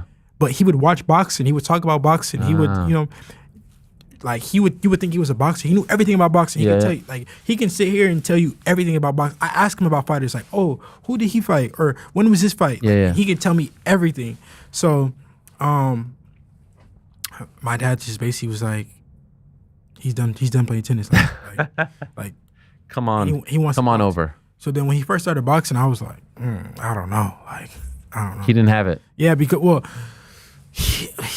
he was a natural a little bit, but it was just like, I know what it takes to be a boxer. I know how much sacrifice and discipline and everything, and you know, just taking punches. And I didn't really see it in him. Like I just didn't see it in him. But bro, he's good. He's got it. Yeah, he's how old? He's 15. Oh, that's it. Oh wow, he's that young. Okay, I didn't realize he was that young. When at your fight in Times Square, he kept hitting me. I think he's 15. I don't know. Oh, do you think he's older? I'm not gonna put him out there like that. Why? What's wrong with that? He's a teenager. Okay. I don't know. I don't know. What is he actually, like 34? And he's going. I don't know. Maybe 19. 15, Okay. 19. I don't know. Well, I saw him at your fight in Times Square, and he kept asking me, who's winning? Who's winning? Like, who do you think's winning? Who do you think's winning? He was asking for my scorecard. I was like, wow, this is a lot of pressure. Because if I say Jose's winning, I'm going to get well, I know you 1-2. didn't say that. No, I didn't say that. I didn't say that. But he was into it. He was super into But it. y'all were sitting next to each other. Yeah. You know, I had VIP seats in the front. You're a big shot. Yeah. Big shot. And then he came back for the Ryan fight, and then he was asking me about that. I enjoyed him, but I didn't realize. And then I started to see the videos on your dad's page, I think, of him in the ring, and you could tell he's got skills. Bro, he's good. He's good. He surprises me. He surprises me. So you think he'll go pro at some point? I don't know. Maybe if he wants to. Okay. I don't know. All right. I don't know. We'll see. it's still early though. Like, Yeah. He has to. It's so much. Like he got to, get an amateur fight. Then he got to get an amateur tournament. Then he got to get, fucking beat up and like really feels. And he got to get beat up every day. Like from the same guy. Like same guy just keeps beating him. He can't get past him. Like it's so many obstacles that he has to climb. A few weeks in Tijuana. Yeah, he got to go to Tijuana. Yeah. He got to go fight in some bars. It's a lot of obstacles. So, but right now he's doing all the beating up. Like, and we keep getting like better guys, like kids with like a bunch of amateur fights. But he's good. If he stays like this, then he could be like wow. Big. All right. Well, something to look out for. For now, though, very much looking forward to November 22nd, Ring 4, Riyadh, People's Main Event. That's what I'm calling it. Devin Haney against Brian Norman Jr., Anthony Yard, David Benavidez, Abdullah Mason, Bam Rodriguez. It's like Bam is like fourth fight on this card. It's crazy. So that's going down November 22nd. We'll take a quick break. Thank you very much for stopping by. Really appreciate it. Good luck to you. No beef. Might have been one-sided. I don't know, but not on this end. And we'll be back. I think it was beef because you only invited my dad last time. Nah, so. don't pay attention. We'll be back with Matt Brown. Don't go anywhere. All right, as you can see behind me by the beautiful billboards, we are in the 7th layer of hair, Times Square, the single worst place in all of New York City. As you can see, I've got my Tom Aspinall uniform on, shirt, shorts, hat, Man City. I've seen him wear Man U stuff. That's neither here nor there. He headlines UFC 321 this weekend, trying to defend his heavyweight belt for the very first time. So in honor of him, we're going to try and find the best fish and chips all of New York City. Why are we in Times Square? Our boy, GR, Gordon Ramsay, just opened up a shop around the corner. We're going to go check it out. We're going to go touristy, Gordon Ramsay. We're going to go fancy, a place called Dame. And then we're going to go traditional British chippy, assault and battery. Fight Feast episode 29, 30, something. I don't fucking know. Let's go.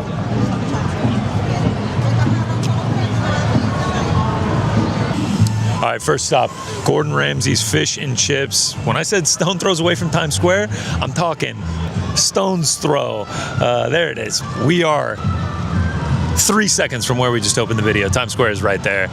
This is it. The tourist spot. My expectations are in the absolute gutter for this. This is no better than an Olive Garden or something like this being in Times Square. Yeah, let's go get hooked at Gordon Ramsay's. This is exactly what I thought it was gonna be. This is like just a dumpy tourist fast food spot. We got a British flag here. Gordon Ramsay signed off on it. All right, Gordon Ramsay's Fish and Chips. We are just mere steps away from Times Square. We are in tourist hell right now. No kidding. We got the Union Jack. We got the Gordon Ramsay. Table a little bit dirty when we walked up. I'm not gonna lie, this wasn't my choice. This was Frank's. Thank you. Where's Frank? He's nowhere to be found. Bailed on me not once, but twice. We tried twice. He bailed both times. As you can see, we got 3 pieces of fish. We have got fries. We have got no lemon. Enjoy a nice lemon squeeze. No lemon here at old GR's. House of the Fish and Chips. We're going packets of malt vinegar, not the classic bottle. Squeeze her out. Gordon starter, made by Gordon Ramsay at some point. Sriracha aioli. Let's give it a go. Looks like a fish stick. Looks like I pulled this out of the freezer. Looks just like a typical fish stick. Here we go.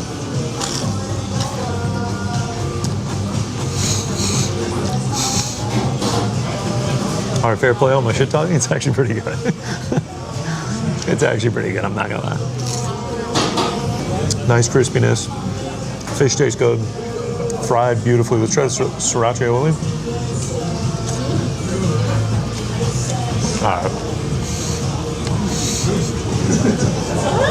All right, fair play, Gordon.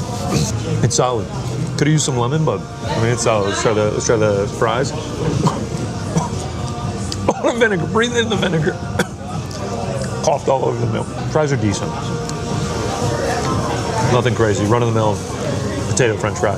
With the sriracha aioli, it's pretty good. I don't know what I give this out of 10, but I think if I wasn't on Times Square doorstep and it wasn't like a dirty, touristy, nasty restaurant, I would enjoy it a lot more. But taste-wise,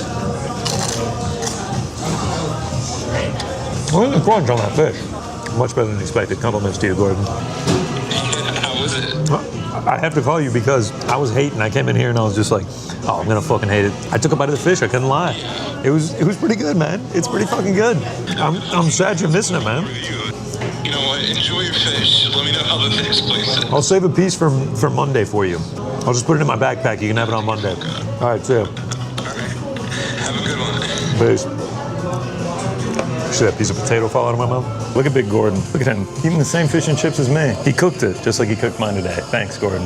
We love you. I mean, when in Times Square, you gotta enjoy yourself, right? Taking the sights. Oh, we're done. We're doing caricature, right? Yeah. Who is she? Who is she? That's my cameraman. Back on the program, that was GC on the mean streets of New York City.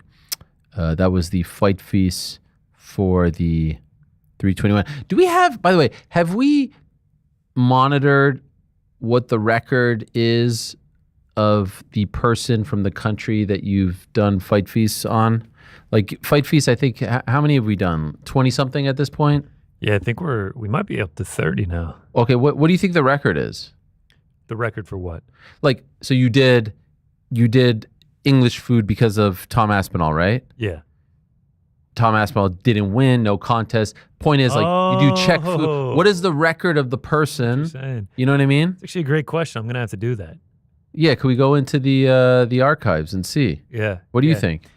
I think it's actually pretty good. There's no such thing as the fight feast curse. No, there used to be the merch curse. There was the T-shirt curse. The T-shirt curse. It's actually funny that you mentioned that because I was just alerted that the Czech Fight Feast is actually doing well because we were featured on a Czech website. Hell yeah! Yeah, it was big stuff for the Fight Feast brand. I love that. And next one's gonna be great. Dare I say, next one will be a movie. Right? It's definitely a movie. It's definitely a movie. The White Whale has been. Oh my dear! Oh my dear! That will be the week of 322, right? Can't wait. What about those pearly whites? Yeah, man.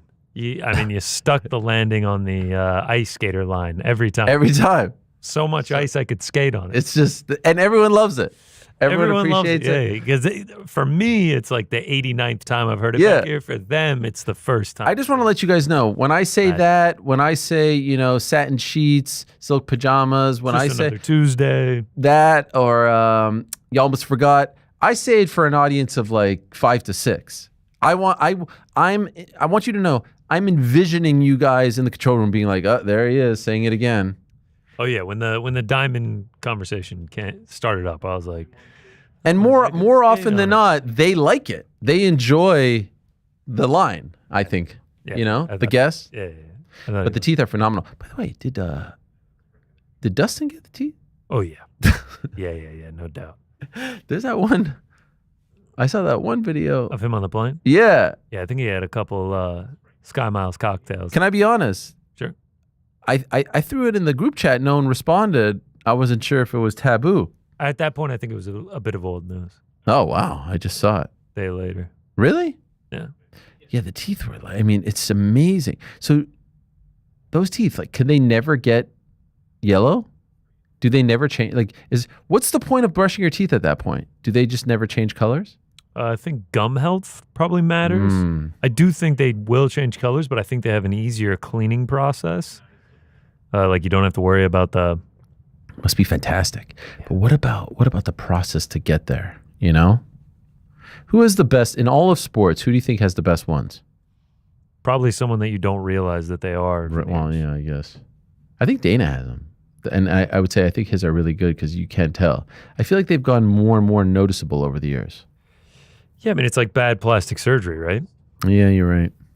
If you got work done, like, and no one the best can tell. Compliment is that you can't tell. Yeah, you're right.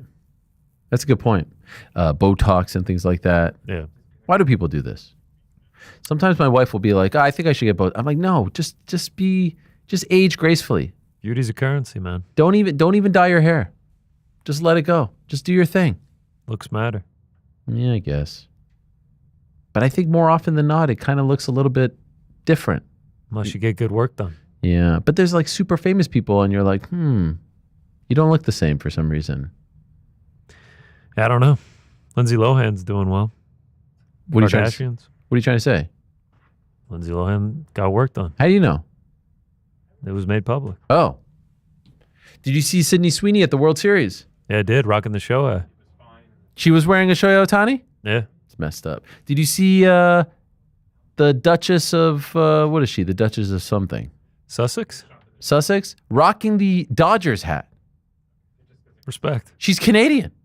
Oh. She's not British? She's from Ontario. Wow. Like, she's actually from the province that the Blue Jays are from. We're talking about Meghan Markle. Oh, Meghan Markle. She was there rocking it. Who do you think I was talking about? Kate Middleton. No, why would she be there? They live in LA, I think, right? Are they still part of the royal family? I don't know. I think they were. I think they were ex-nayed. The point is confirming no. Meghan Markle no longer part of the royal family. What does that mean? She's married to the guy. I mean, I guess they don't fucks with him, but like I'm saying, out. The point is, you're Canadian. What are you married doing? to Prince Harry? Yeah. Prince Harry no longer part of the royal family? That's the weird thing. I don't know. Andy? Changed last name? No. What is the royal family last name right now? It's a good question. Charles. James Tahuno? What was the Queen's last name? Elizabeth. No, that wasn't the last name, right? Yeah, it was Queen Elizabeth. No, I don't know what her. Okay, let's see. What is Prince or King Charles actually now? Right? What is King Charles' last name? Oh, it popped up. Charles Philip Arthur George Mountbatten Windsor. That's a fucking crazy name. Yeah. Windsor's the last name on that? Mountbatten Windsor. Or Baden. I guess I never really thought about the royal family last name. Wait, so what's Harry's last name? What is Prince Harry's last name? Oh, Henry Charles Albert David. Huh. So his name is Harry David? Oh, wait a second. To Larry David? For formal purposes, he uses Mountbatten Windsor. But I've been around 43 years. Actually, my mom has like a very strong love of she loves Princess Diana in particular. That's all she What was her last name? My mom? Sad. Oh, Diana's? Jesus Christ. What was Princess Diana's last name? Oh, how about this? Oh, yeah, I knew this. Diana Spencer. I knew that. Because she was just like a regular, I had no idea. Yeah. Shout out to PD. Anyway, how do we get... Oh, yeah, Meghan Markle. She's wearing the Dodgers hat. It's crazy. Wait, how do we get to that? How do we go... Oh, Sydney Sweeney. Sydney Sweeney. And then how do we get to Sydney Sweeney? There was another... I'm very confused. No, we were bullshitting. I enjoyed heavy. this. I came in late and this was great. We were you guys bullshitting heavy, and then you were just Googling like, the last names of the Royals. This was Did she fantastic. Oh, Sweeney? No, I don't remember. You hit the great jeans line. No, I did not. Anyway, they've told me 4 times that our guest is ready. So let me get to the guest because I think he's not appreciating this conversation. Very much excited to talk to this man because, as I said at the top of the show, he has been killing it. In my opinion, in a sea of bootlickers, he has been a truth speaker. Great stuff. His pod on MMA Fighting with Damon Martin is great. His Twitter feed is a great read. And I'm really looking forward to having a chat with Matt Brown. So let us say hello to the immortal one, Matt Brown, who is fresh off the operating table. Matt, it's great to have you. Thank you so much. How are you doing, by the way? Because I saw on Monday you went under the knife, right? Yeah, it was just a small arthroscopic surgery. It wasn't nothing major. Okay. Just removing some bone chips out of my elbow because apparently elbowing people in the face isn't good for the elbow either, I guess. Okay. Yeah. Among many other things. So you're feeling okay? No, I feel great. Yeah, I feel already moving. Actually, already playing the guitar again. So. Okay. Oh yeah, and I saw you're doing some shows, right? You're playing at some venues. So what is this? Are you a part of a band? Little bit. Like I kind of jump in and out. Just don't have the time to dedicate to it. But yeah, man, what a blast! It's like oh, there you go. There you are. Yes. Yeah. It's Shredding just like a fun little side gig, man, that we do here and there. But maybe I'll take it serious one day. I don't know. I don't think I'm that bad. What kind? You seem great. What kind of music? Like that show was more like it was covers, like hard rock, System of a Down, some Audio Slave, did one Megadeth song, stuff like that. Okay. Well, like I said, you've been doing a great job, and it's interesting. Obviously, I've been covering your career for a very long time. We've talked a whole bunch of times, fights, after fights, all that, and my impression was always like you were a very no nonsense kind of guy. Like you didn't beat around the bush, but you didn't like make a big stink. Like you weren't there to say, hey, look at me, let me draw some attention. And now I feel like you're really putting yourself out there as a pundit. Where did this side of you come from? How did this all develop? Yeah, it's interesting. So, yeah, I don't think of myself as maybe kind of the way you're describing me. Okay. Where I'm like trying to put myself out there or anything. Like I've always just said exactly what I feel. And that's the same thing I'm still doing. I mean, I'm just saying what I feel. I've certainly learned a lot since retiring because like realistically when you're fighting and every fighter would tell you this, you're not thinking about the business stuff so much, right? You're thinking about competing and, we trust these quote unquote managers to handle the business side. And I guess just, with this lawsuit, really, joining I don't know if joining, but, being a part of the MMA FA, there's some group chats and stuff that we have. I've just really, my eyes have opened to the industry and what's going on behind the scenes. And yeah, it's just really opened my eyes. And it's not that, I guess kind of the reason I say I wouldn't necessarily describe it the way you describe it, like, because I'm not like anti-UFC. I'm not like anti what they're doing. I don't hate them and I don't have like anger towards them, not disgruntled or, I think a lot of people kind of take the things that I've said as like, oh, well, you didn't win a title, so you're just angry at the UFC or something. And it's just not like that at all. It's just, I just speak my mind. That's all. That's literally all I do. And by the way, when I say pundit, you could be a pundit who is just calling it down the middle. I wasn't suggesting that you're anti-UFC or anything like that, but I do appreciate that you're putting your opinions out there, and they're always, I think, very much on point. Sometimes we agree, sometimes we don't. In fact, this past weekend, I said that the Joseph Parker fight was an absurd stoppage, and you disagreed with me. So I did, yeah. Yeah. There it is. I don't like the stoppage, but it's not absurd. By the way, why not? Why wasn't it absurd? Because he did miss a whole bunch of punches at the end there. Yeah, but the way he looked, I mean, I think if you were a referee, like standing right there in front of it, I think you'd be like, okay, this guy doesn't want to be in here anymore. And he's not, his posture, his demeanor looked like he was ready to be out of there. And any punch could have really caused some bad damage to him that was unnecessary. And it was like a foregone conclusion, it felt like. All right, fair enough. But look, like I also get, I didn't like the word absurd there. Fair. You thought it was too much. Yeah, I thought that was a little bit much. But if you said, look, I don't like that stoppage, but yeah, I didn't care for it. But I think he definitely could have kept fighting. But I didn't think it was absurd. I thought that was strong. Fair. See, this is a good pundit. You're dissecting the words. I like this. Yeah. We heard you on the California State Athletic Commission call, and I thought you stood out the most because you were so passionate in your 2.5 minutes or so. Could I ask, how did you end up there? Because like I just spoke to Devin Haney, who's a tremendous boxer, and he's like, I didn't even know these meetings are happening, right? And I keep getting the sense from boxing people that they're not essentially like up to speed on what's been happening here in this quest to amend the Ali Act. How did you end up on this call? It was just the MMA FA told us to jump on there. And I just got on just to like listen. I wasn't even necessarily going to speak or anything. Rob Macy, one of the lawyers for the lawsuit and the MMA FA, I don't know, I call him a leader. He doesn't like to be a leader, but he's kind of a leader. He kind of gave some talking points and stuff for everyone.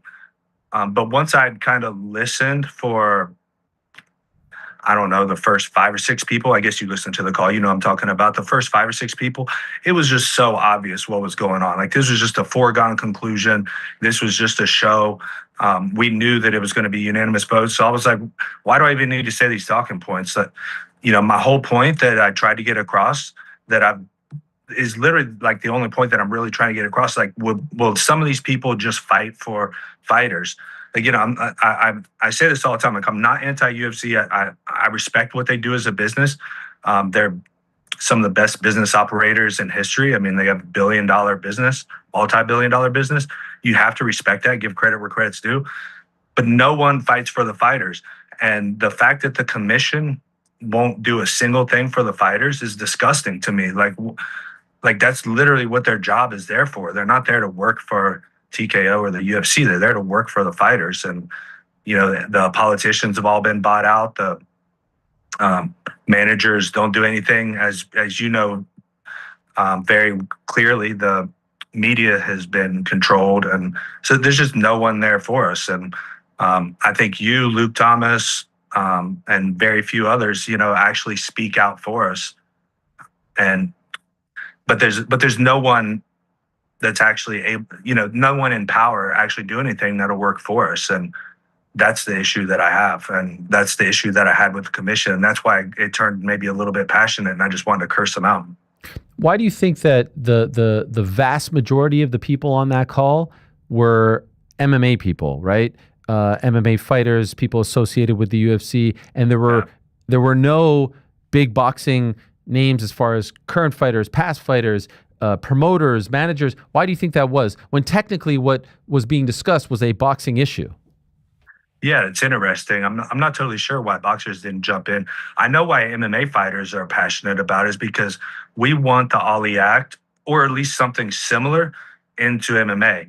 And it doesn't necessarily have to be the Ali Act. The Ali Act has tons of issues in of itself, and I'm sure that all the boxers realize that and see all the issues. Like, boxing is it's a fragmented sport too, right? It's broken.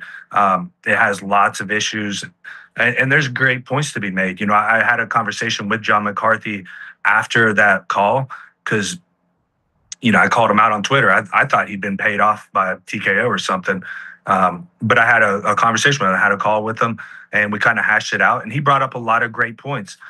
He brought up a lot of points on the side of potentially reviving boxing. But what I think he didn't realize, and what I think a lot of people don't realize, is MMA fighters are passionate about it because we have never had any protections like that. The boxers, I think, are just kind of used to it, and they kind of think no one can really come in and mess with anything. And they may not be able to. Like, even if this Ali Act passes, which it will, it may not do anything, right? Like TKO may not even do anything in boxing. They may not make a splash. So I think they just kind of take it for granted, whereas we know the issues that can come with having what they're calling a UBO now. Right. So in this climate that we're living in, as you said, it seems as though we are moving in the direction of it being amended. And if it is amended, who knows if it ever crosses over to MMA? Who knows if it was ever even close? I don't think it was ever gonna. Well, if it gets amended, then it has no reason to come to MMA, right? Right. Well, because what they keep saying, what Andy Foster keeps saying, and people in TKO were like, oh, they'll just be two, it'll just be two separate things, which I have a hard time believing that someone could just pick and choose what legislation they're going to be fighting under. If it gets amended, it gets amended. I have heard, by the way, about this group chat. I've heard that it gets spirited on there as well. This MMAFA group chat. Is that accurate? All kinds of characters on there, like legendary fighters, everyone weighing in. Yeah, it's pretty cool. I'm not really supposed to speak about it. I think I'm sorry. Let's keep it kind of private. Okay. But yeah, there's a group chat. It's on WhatsApp, and no one's invited except for fighters. And there's legends on there, and it's very cool. It's really cool to hear all the different opinions, and some people push back, and some people post a lot of stuff that really gets a little spammy. Some people have an immense amount of knowledge that you had no idea these people had that kind of knowledge. So there's a lot of things to learn on there, and I stay pretty neutral on things. I don't like to get, I like to have all the information before I make an opinion. Have you gotten your settlement money yet? No, they haven't been sent out yet. The checks have not been sent out yet. Okay, is that going to happen soon? Like, what do you think at the end of the year you'll get it? That's a whole thing. Okay. Should be any day now, is what they've been saying that for a few weeks. So, but it should be soon. Yeah, I'm sure everybody's going to know when it all comes out. Sure. I was just thinking holiday season. I'm sure there's some people who are excited about getting some extra money and things like that. So this would be a good time. Yeah, absolutely. It's just getting close to the end of the year. Kind of the downside and kind of the ironic thing with the whole settlement money is, like, the UFC or TKO gets to use it as a write-off, and we have to actually pay personal taxes on it. We can't get it paid through an LLC or whatever. So that kind of sucks. So I think a lot of people would actually prefer to get it next year, have given more time to figure out different ways to depreciate and write things off. Wow, that's interesting. Yeah, I didn't realize that. Okay, so that's one issue that I've and by the way, what was nice about the back and forth with John McCarthy, you did disagree with him, and let's be honest, like you kind of accused him of being on the take, right? And then he called you, it sounds like, and you hashed it out. Mm-hmm. How adult? Yeah, we have. How mature? I know, right? I know, right? We'll have a lot of respect for him, and I think he has a lot of respect for me. And we hashed it out, and I don't think he's getting paid off. I think I swayed him a bit to our side. He definitely brought up some points that I hadn't thought about. Like what? Can I ask? Like what? Yeah. The main one was just how he believes that it would help boxing, and we know like boxing is not in the best spot it's ever been, right? The top end guys are killing it. The Canelo Crawfords, the Usyks, the guys like that. The mid tier to lower range guys, they're not getting anything on TV. They're not getting their names out there. It's hard to build your brand up to that top. And his argument, and I think a lot of the people's arguments with this act, at least the congressmen that I've spoken to, have been swayed to the side that this will help revive boxing in that sense and get more people, more eyeballs on boxing. My argument is just, is at what expense, for one. And for two, I don't think, I don't think a lot of people recognize how good it could be to get something like the Ollie Act or the Ollie Act itself into MMA. What did you think, switching topics for a moment, what did you think of Saturday's main event and all the hysteria afterwards?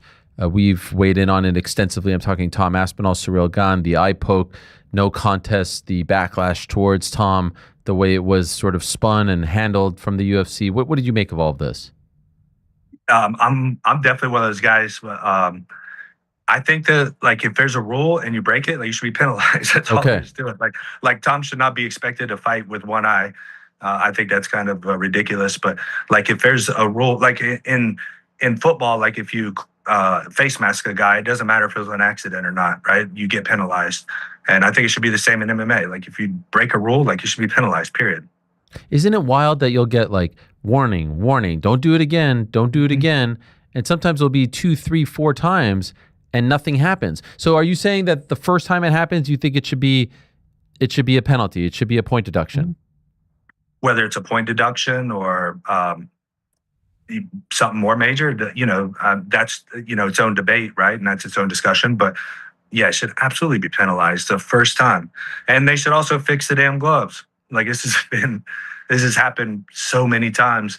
It's at what point do you just stop and be like, okay, we need to do something about this? And penalizing is an obvious thing, but I think fixing the gloves is just as obvious, isn't it? So as you know, they brought in those new gloves for a few months and then they got rid of them for whatever reason. We had Jim Miller on the show on Monday and his stance is it's not the gloves. Just close your damn hands. That's it. Just don't put your hands out in someone's face. What do you think of that? Do you think the gloves actually force you to keep your hands open because they're so stiff?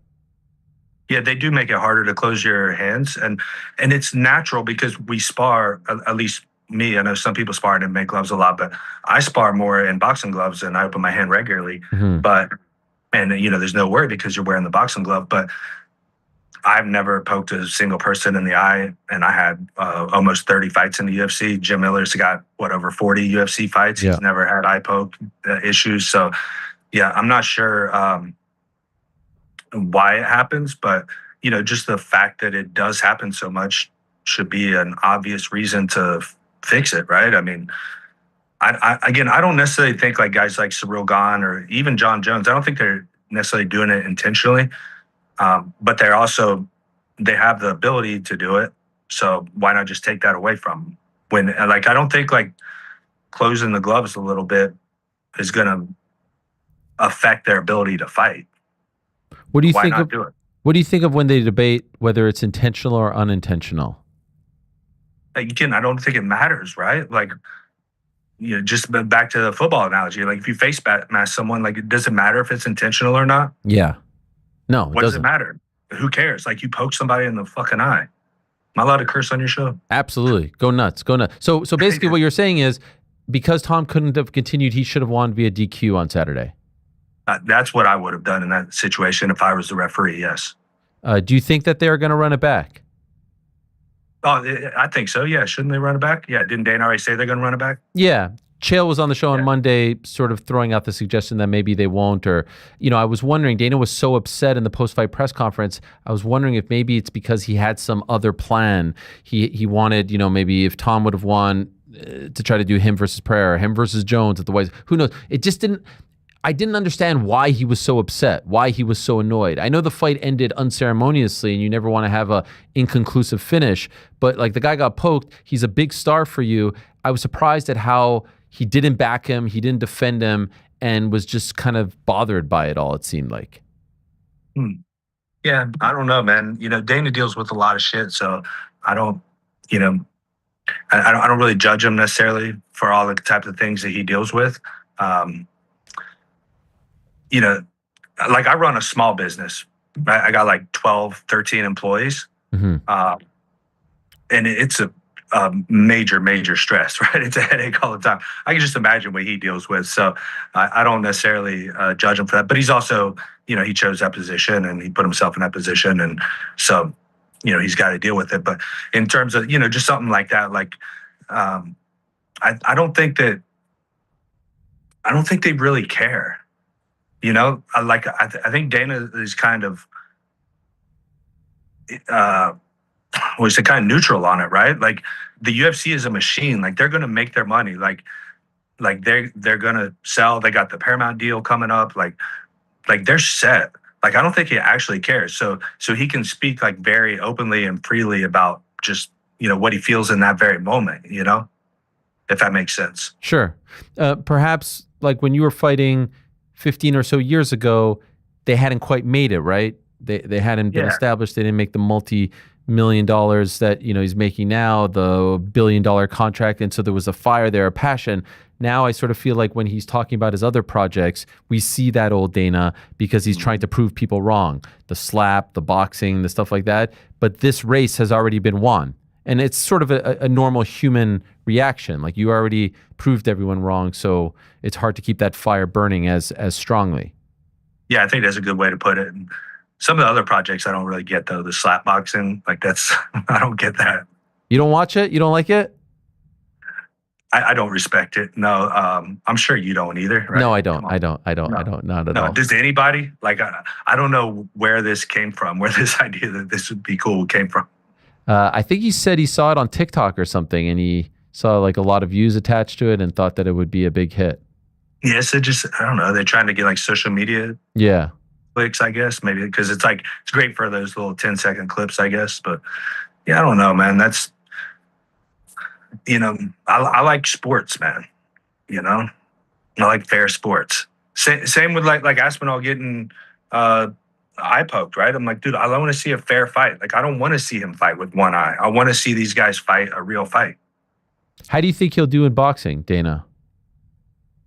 Yeah, that's interesting. I'm not sure, man. Because, my intuition makes me believe that nobody's going to sign with them, like, with their exclusive contracts. And, the UBO thing makes them not allow or not forced to expose what the revenues are, things like that. And I'm like, what kind of boxer would sign with that?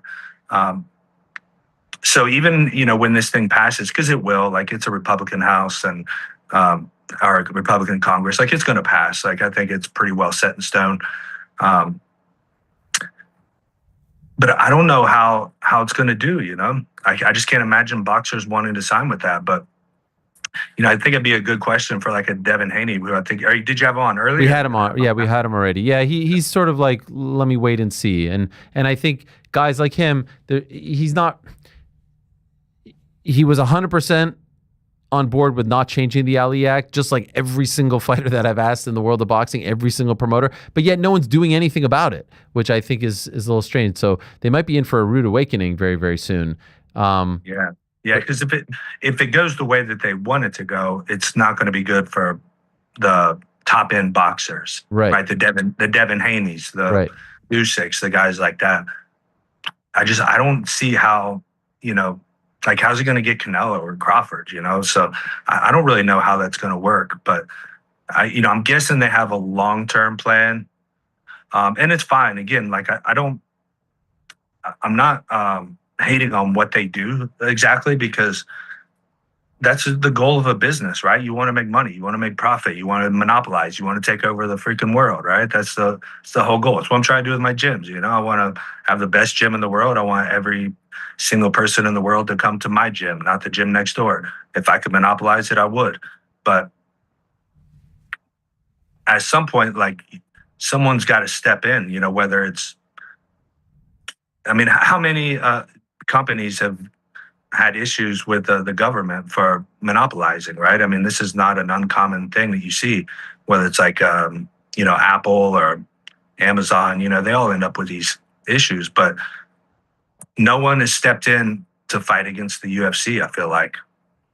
And anyone who speaks out against them, you're just a disgruntled former athlete, or, you're just, you got CTE, or you got punched in the head too many times, whatever kind of stupid thing to say, or you get the old, like, oh, you signed the contract, Right. And it's like, all right, but the people in power, like, I've talked to a couple of congressmen, and like, they're not going to work for us either. They don't care what we have to say. And it's disgusting.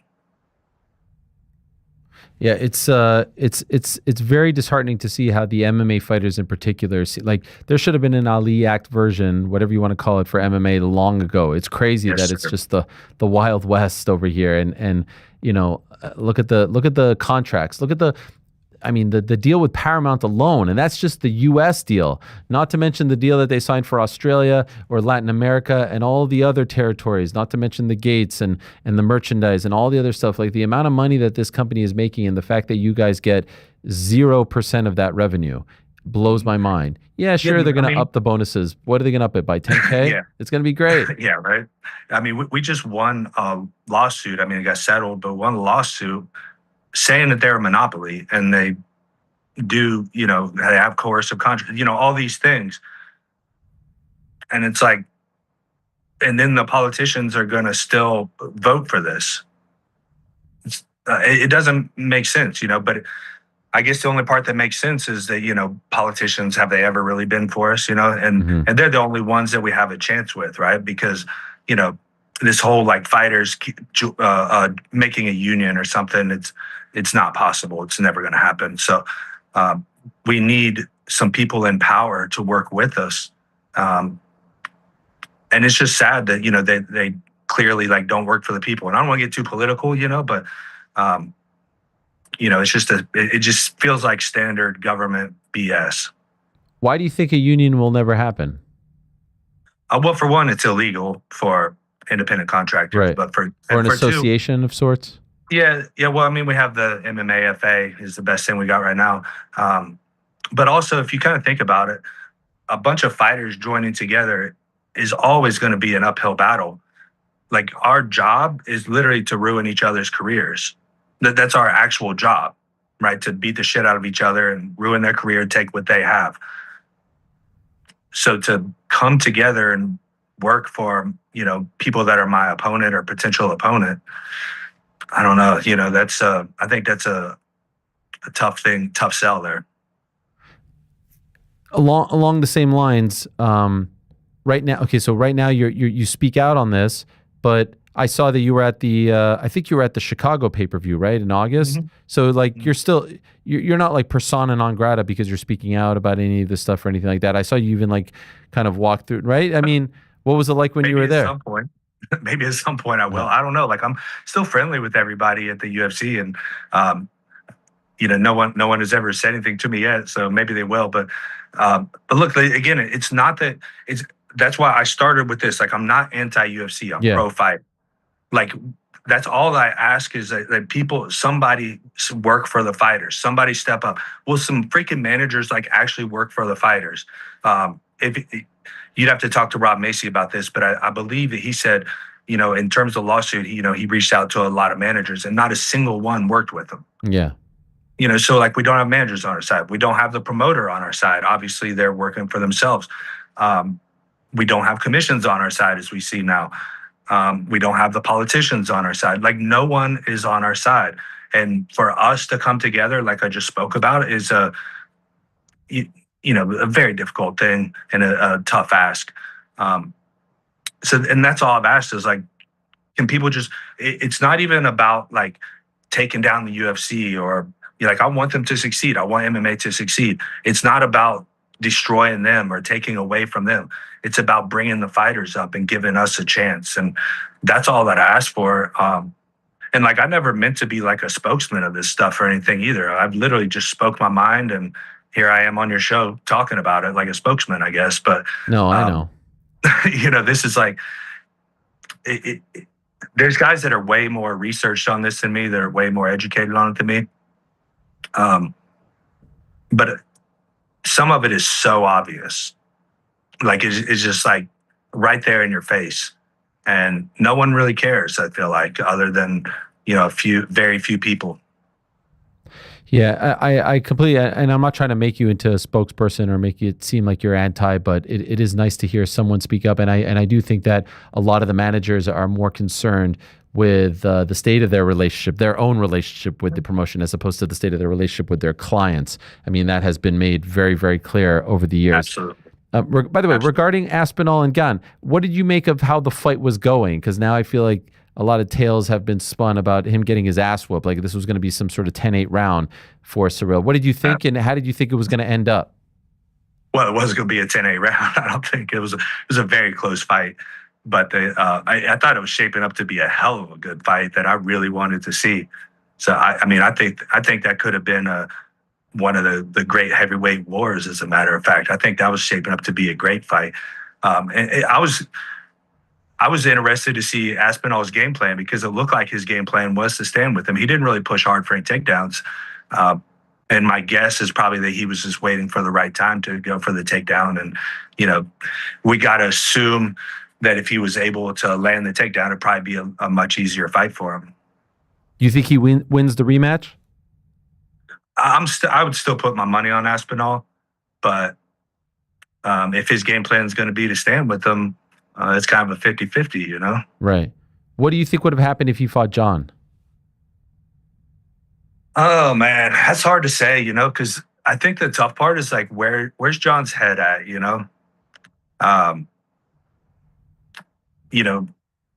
John's been around, man. He doesn't have anything to prove, and I think he knows he doesn't have anything to prove. So I think it would just be a matter of whether John got up for that fight. If John got up for that fight, I'm picking John all day. Well, against any person in the world, to be honest. If John is in his prime and up for it, I'm picking John no matter what. If John's head is not into it, then, that's the constraint on his end. Okay. I wanted to ask you also about the state of officiating. My beef is that I don't feel like it's gotten better over the past 10, 15 years. I don't feel like it has improved. I don't feel like there are new faces. I don't feel like there's new quote unquote talent coming in. And we're consistently seeing the quote unquote top dogs make really bad mistakes, like egregious errors. How do you feel about it as you watch from home? Oh, that's a good question. So, they're one of the underpaid, underappreciated parts of the sport too, right? They don't make a lot of money doing what they do, and they don't get appreciation for the thousands of tough calls that they made, or maybe even a tough call in the sense of just staying back and letting a fight play out or something. So I do think it's a thankless job that is underappreciated. But when they do the egregious call, there's also no consequence for what happens. So, I would like to see them be able to get paid better, for one, to hopefully attract more new people and make it a more prestigious job, but also have a higher consequence when they make mistakes. Have you ever been in a situation as a fighter like, oh man, I don't feel comfortable with this guy. I don't want this guy reffing me? You'll probably remember the Yves Levine fight. Oh, yes. Our Pete Sell fight with yes, Yves Levine. Yes. Yeah. And then afterwards, did you say you didn't want him to ref your fights? Yeah, I didn't want to ref my fights anymore. And then there was one when I fought Jake Ellenberger, I thought was a very early stoppage. I was hurt, and he hit me a couple of times hurt, but I was perfectly fine. I don't remember the ref just because I've had so many fights and it's been a while. But that ref, I remember I was like, dude, please never ref my fights again. Like, but that's also the fighter in me, right? Like, we believe we can fight to the death, you know, and that's kind of the mentality that we have going in there. Maybe he made the right call. I didn't feel like he did. As a matter of fact, I don't think I got stopped with TKO twice, I think maybe. And both times I was like, bro, I wasn't out, man. You know, but who knows, like, maybe I was. Yeah, it's a weird one because there's no transparency, right? It doesn't feel like there's any accountability. You'll see the same guys week in and week out.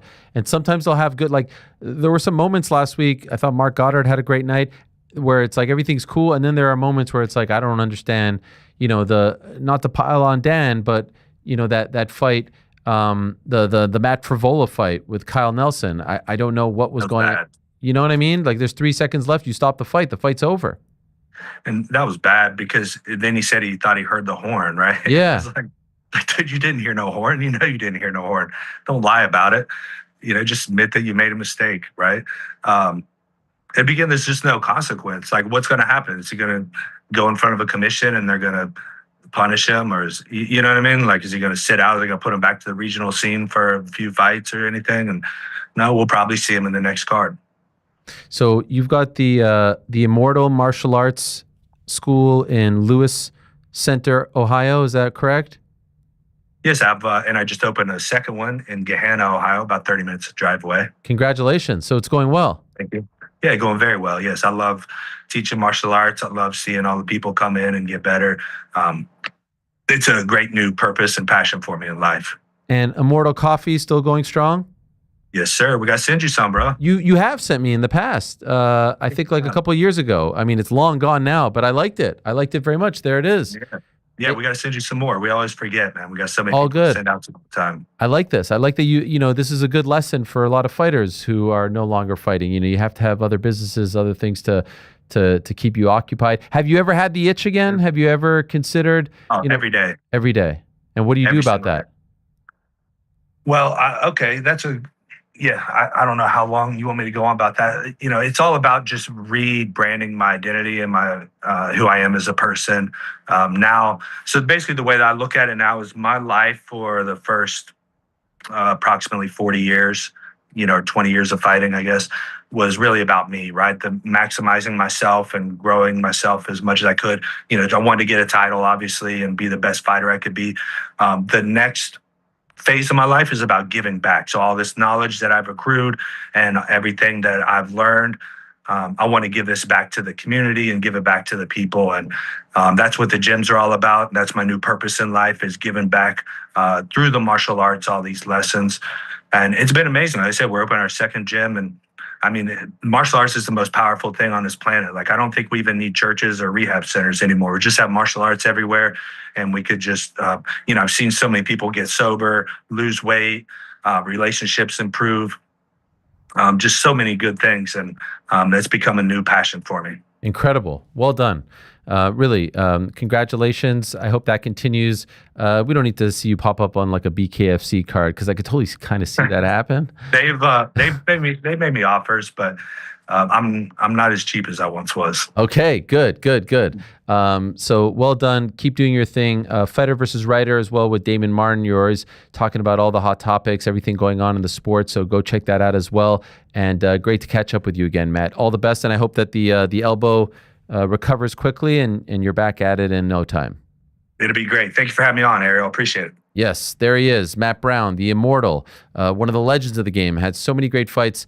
His fight against Eric Silva, probably my favorite, but he had a great run there.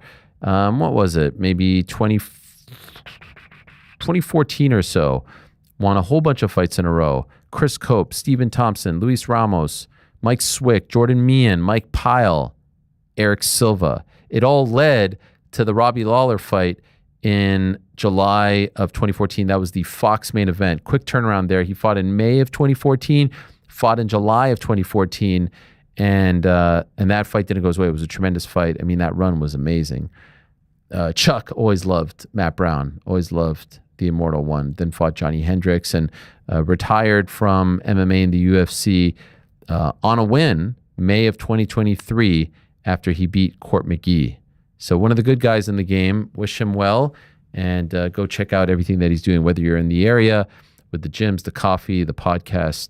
Great stuff. All right. In a matter of moments, my friends, this is very exciting. Who would have thought in the year 2025 we'd be talking about Chris Weidman versus Anderson Silva 3, number 3, but it is happening under Queensberry rules. Boxing match, heavyweight pro bout going down Friday, November 14th, live and exclusively on Netflix. No paywall, no extra pay-per-view wall. So if you're a subscriber, once again, just like with Jake Tyson, just like with Serrano Taylor 3, Crawford Canelo, you'll get this fight card on Friday, November 14th from the Kaseya Center in Miami. The trilogy of a rivalry that was born in July of 2013, UFC 162. Chris Weidman shocking the world. He was a neophyte. I mean, no one expected him to win. No one expected him to get the title fight. He made it happen. I'll never forget it. Chris Weidman Day, I think July 17th, shortly thereafter. They celebrated him on Long Island. And then they had the rematch. And the rematch was big business. And that was in December of 2013. And you obviously know by now what transpired almost 12 years ago. We've gotten old here, my friends. Gruesome injury for one Anderson Silva. And then they didn't, they went their separate ways. And so then out of the blue, not that long ago, maybe 2 weeks ago, 2.5 weeks ago, maybe 3 max, I think 2, we found out that the main card opener on November 14th in Miami is going to be Weidman versus Silva 3 in boxing. There it is. Kaseya Center, 8 p.m. Eastern, 10 p.m. in Brazil. Came out of nowhere. Chris Weidman, last MMA fight, UFC 310.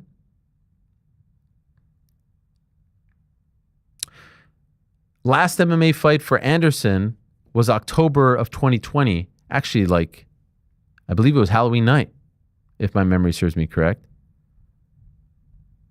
But you'll recall that Anderson Silva was involved in a bout against Jake Paul back in 2022. That was his last boxing match. He did have a match against one Chael Sonnen on the Spaten fight night card. But that was more of like a dance type of situation. Definitely didn't get as crazy as the Vanderlei Silva fight that we saw. Yeah, that Uriah Hall fight was October 31st, Halloween night. So almost 5 years ago now. Time is flying.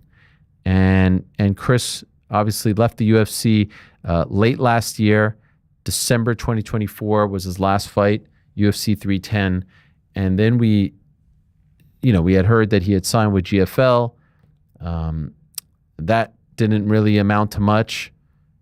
He's been doing a great job on the UFC pay-per-view weigh-in show with Dan Hellie, Laura Sanko, Daniel Cormier has really become a fixture there. They've really built it into a must-see component as far as the fight week library and menu, I would say, is concerned.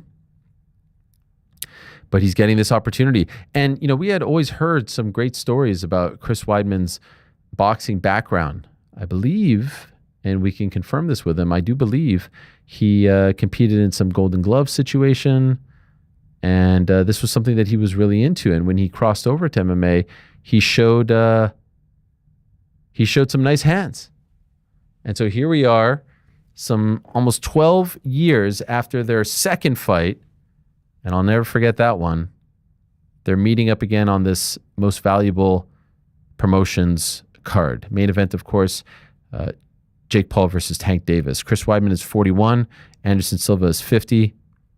Weidman's MMA record, 16-8. Anderson, 34-11. Arguably the greatest of all time. Still holds till this day, at least for now, the longest winning streak in UFC history. Merab is closely getting there. Others as well.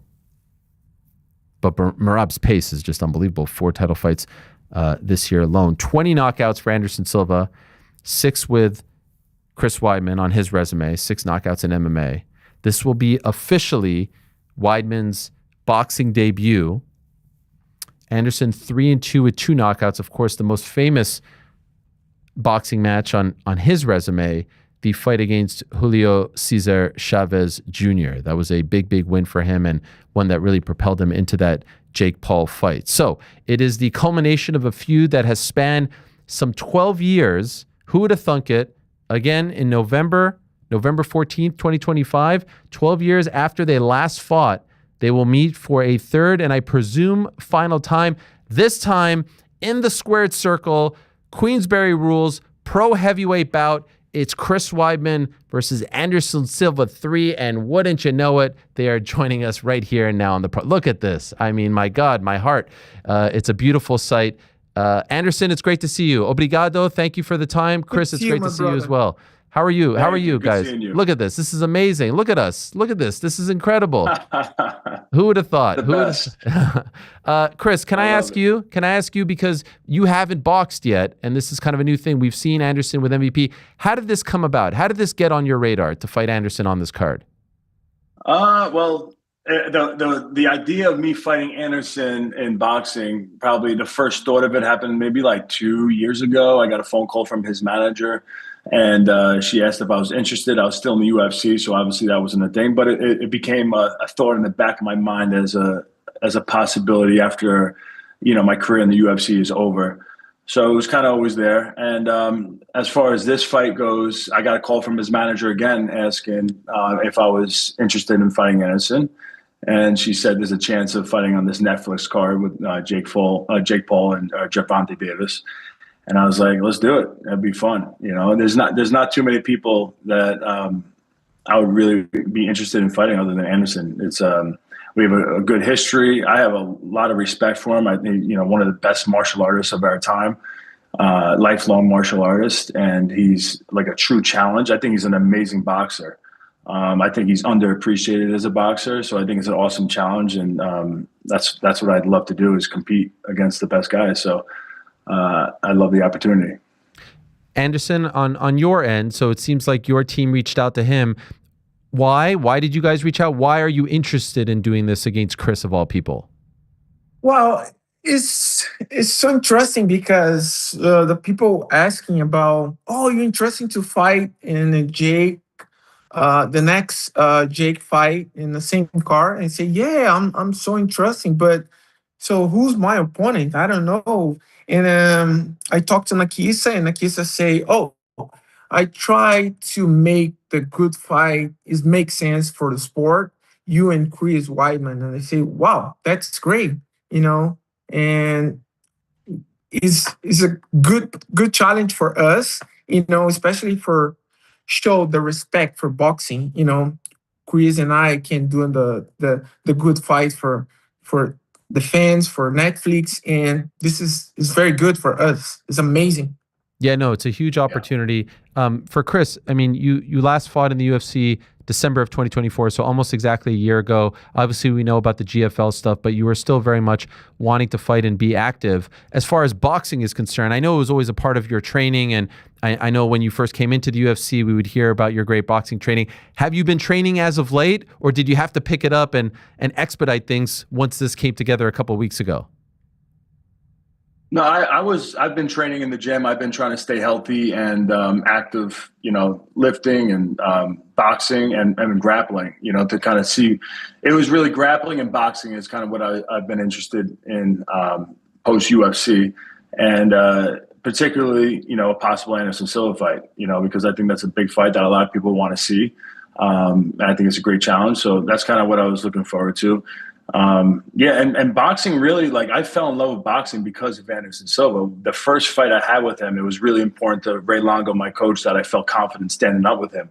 So it was the first time when I was getting ready for that first fight with him that I would bring in professional boxers to spar with and just do boxing.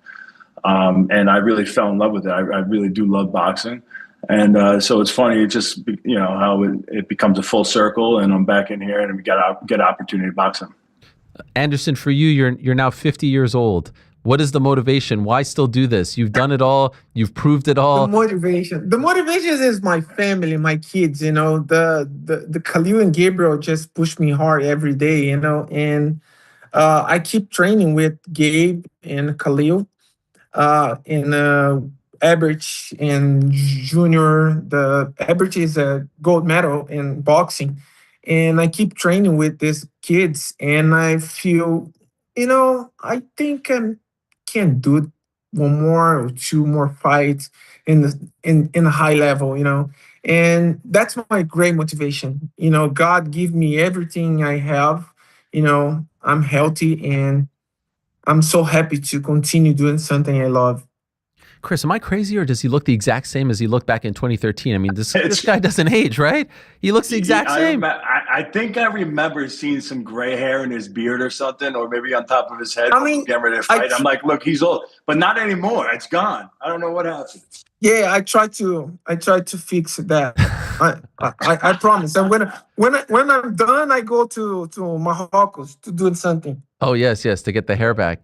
And I think that's the extent of the trash talk here, because it feels like there's great respect and admiration between the two of you. But for you, Anderson, is there a personal element to this? Let's be honest. First fight, it doesn't go your way, you get stopped. Second fight, it ends with the gruesome injury. Do you feel like you need to get one on this guy? Do you feel like you need to beat him before it's all said and done in your career?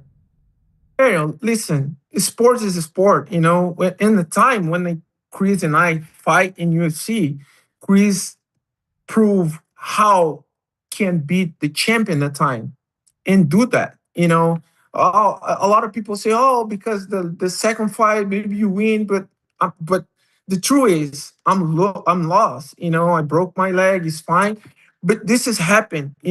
And I don't have this in my mind. I need you prove something and do this because Chris win the 2 fights. No, that's the new sport. Boxing is different. I already told that in the past. So boxing for me is so magic, and I need you show the respect I have for boxing people, and that's the boxing community. I don't try to prove nothing for anybody except showing my respect for boxing community. Chris, you've been doing this a long time. You've been competing a long time, wrestling, MMA, but it's your boxing debut, so you're a rookie all over again. As we approach 2 weeks from fight night, are you getting those nerves, those feelings that you were getting at the beginning of your career because this is a new venture for you? Nothing crazy. No, we're still pretty far out in my eyes. I'm just focused on every day, just trying to work as hard as I can every day and put myself in the best position, to win the fight and be the best version of myself. So it's not, I'm not to the point where I'm like, super nervous or anything like that. It's fresh, it's new, it's exciting, because it's different. It's an avenue I haven't been down yet.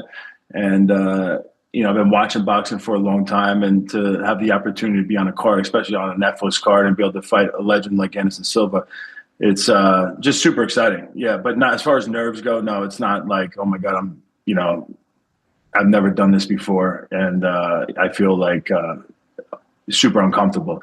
I feel like I'm going to be pretty comfortable in there, and yeah. What about comparing how you're feeling now to how you felt in July and June of 2013 as you were about to face the greatest of all time and hoping to change your life? Like, can you take us back to that era in your life? At that point, you're somewhat unproven. There are some people who think, you're going to get steamrolled by this guy. What have you done to deserve this? Are you nervous back then? Are you anxious back then? What are those nights leading up to that fight?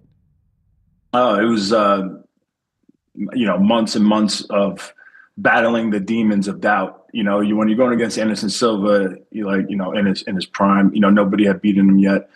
And he was so good. You watch his highlights, you're watching a guy that we've never seen anything like that before, what he was able to do inside the octagon. He was so comfortable, putting down his hands, messing with people, letting people punch him, and he's just absorbing those hits so well and then finishing fights against world-class fighters.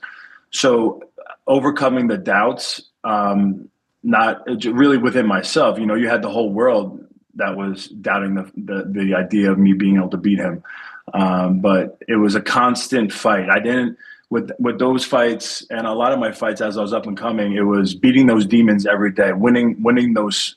When those negative thoughts would come into my head, I was constantly beating them out until there was positive in my mind. And it was a lot of work. It was a lot of mental work to walk into that octagon with that same confidence, because, you could do all that, mental work beforehand, but it all comes down to how you feel in the octagon. So it was really the same thing, making that walk, being in front of them, not putting them on too much of a pedestal, and just not over respecting them, and going out there and believing in myself. And so it was an obstacle. It was a very hard obstacle, but I was a man on a mission. I had to win that belt.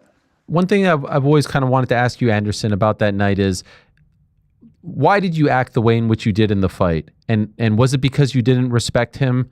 Did you not think that he had the capability to knock you out? It was, that was kind of part of who you were back then, the dancing and all that, but this was a little bit magnified. Why did you do that? And do you regret it? I know it's been 12 years, but do you regret the way in which you approached all my fighters, all my opponents I respect. When I fight with Chris, I don't do nothing different than my other fights, and Chris doing a good job. He stood in my movements and take the best shot and win the fight, but when people ask me about, so you don't think you don't respect your opponents? I say, no, I respect my opponents, but that's my style fight. I can't change that. I change who I'm in, and I can't change that. And in the time Chris win and doing the good job.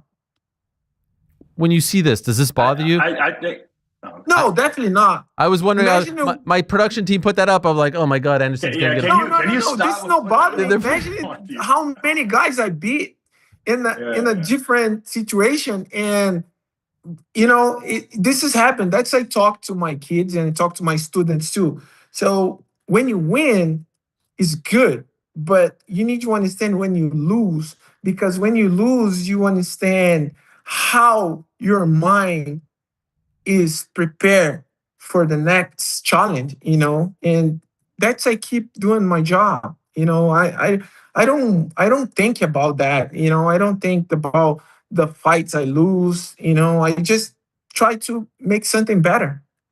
Chris, what did you want to say before I interrupted? Oh, I was going to say with him putting his hands down and it's I don't take it as like he's disrespecting guy. It's on a different level. It makes guys feel so uncomfortable. He makes guys feel like, oh my God, this guy is so relaxed that he could put his hands down and mess with me in the middle of this cage with these small gloves on when anything could happen. And he did it for so long. And that's, I think, what made him great, how comfortable he was in there, that he could put his hands down. Now his punches are coming from different angles. You're getting angry, so you're punching more aggressively, which leaves yourself open for shots. And he did a great job. And when I would have all these sparring partners come in, and we would instruct them, hey, can you please put your hands down, talk trash, whatever, just try to infuriate me. And I did all right. It was completely fine. But I'll give him credit. Even though I won that fight, it was getting to me. It was uncomfortable when you see someone on the level of him put his hands down and make you feel that insecure, that he's that confident, that he could do that. In the second fight, obviously the leg break was awful and a terrible thing. But before that, I think he had and he could speak on this. In my mind, I felt he had so much backlash. I think especially from Brazil, for being knocked out while his hands were down, while he was taunting, that it kind of forced him to fight very traditional in the second fight with his hands up and like typical kickboxing. And I felt like it was easier for me to see things coming as opposed to when he was doing his thing and just free flowing and putting his hands down and all that stuff. Not that I want him doing that to me in boxing. So I just fight very traditional, but I'll give you that. I think it's way harder to fight a guy like that. And it's not like anybody could do that. You have to be a special talent to do that, but he could do it and he feels comfortable doing it. And I'll tell you, it's a problem. Okay. So two things there for you, Anderson. Can you speak to that? Did you change your style because of the backlash in the second fight? I think in the second fight, I'm just training more Muay Thai and wrestling, and I changed completely my style for the first fight.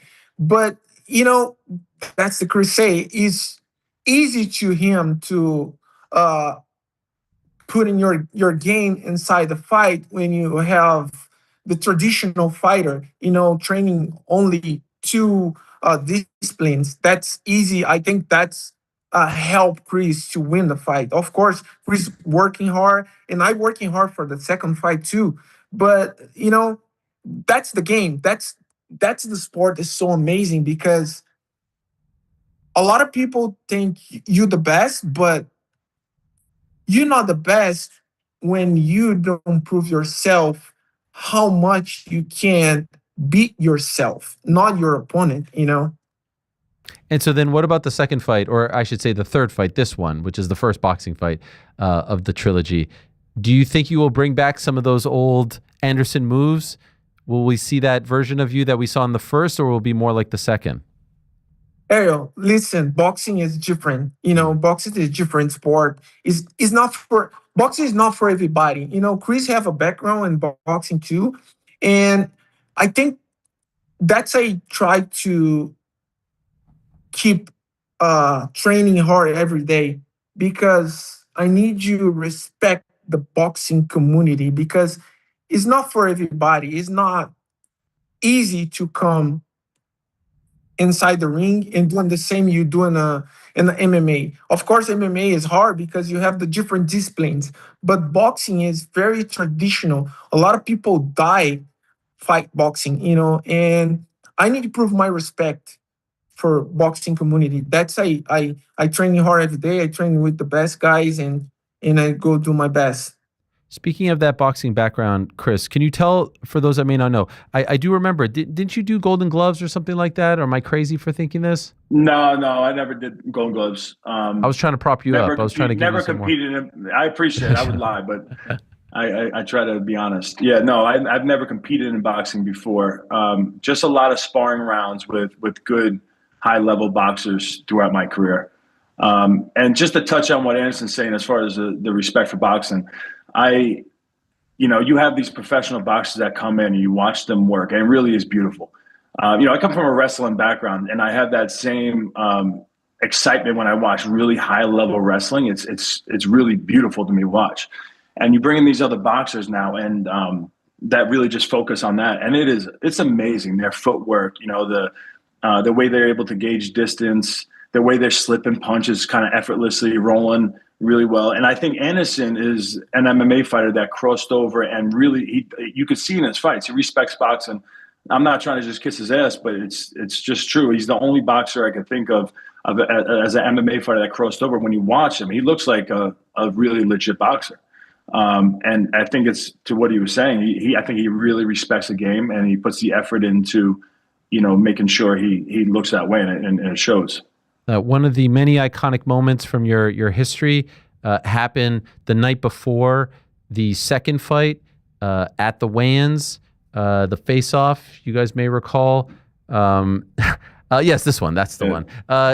Just wondering, Chris, what are you thinking in this moment here as you guys go, face to face here? Oh man, I was like, man, he's got nice lips. Love this guy. I mean, I'm sure Anderson felt the same. I didn't even realize our lips touched like that. We were in each other's face. We both did. You didn't know, right? Yeah, I think it's so intensive that Chris walking, I walking, and nobody step back. Just yes. The good things is the people think us is homophobic, but it's not. And that's the proof. The fighters not homophobic. Yes, we'll kiss if we have to.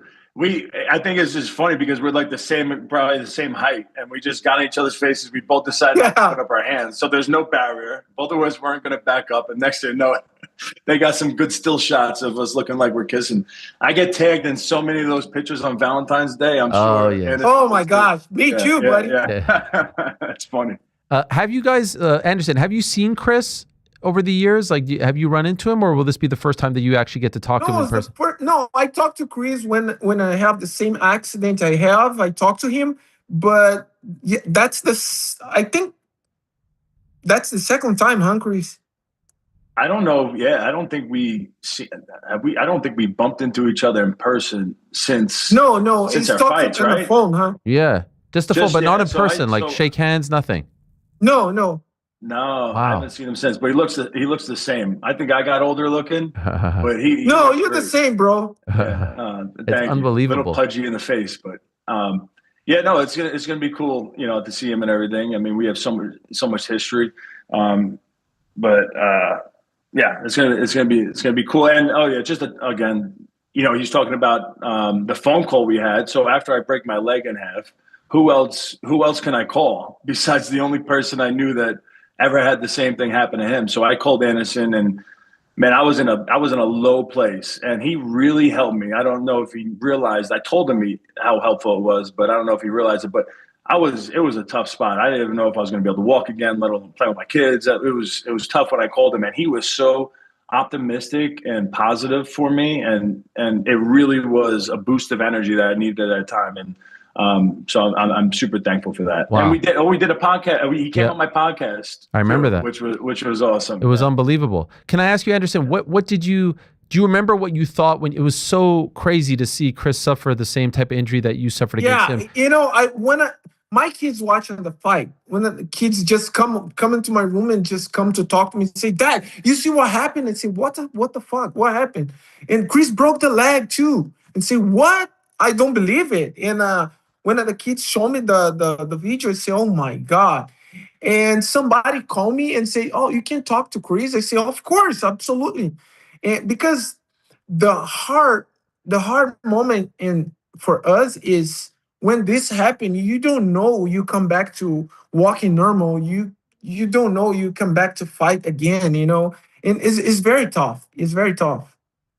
Do you remember anything that you said to him in that moment? Like, here he is, the guy who beat you twice. Yeah, I remember. I just say, "Chris, now it's time to stay with the family, stay with the people you really trust, and the people you help you, and your family, and take your time, because that injury is timing. You can do nothing fast because it's hard. Yeah. It's hard to recover."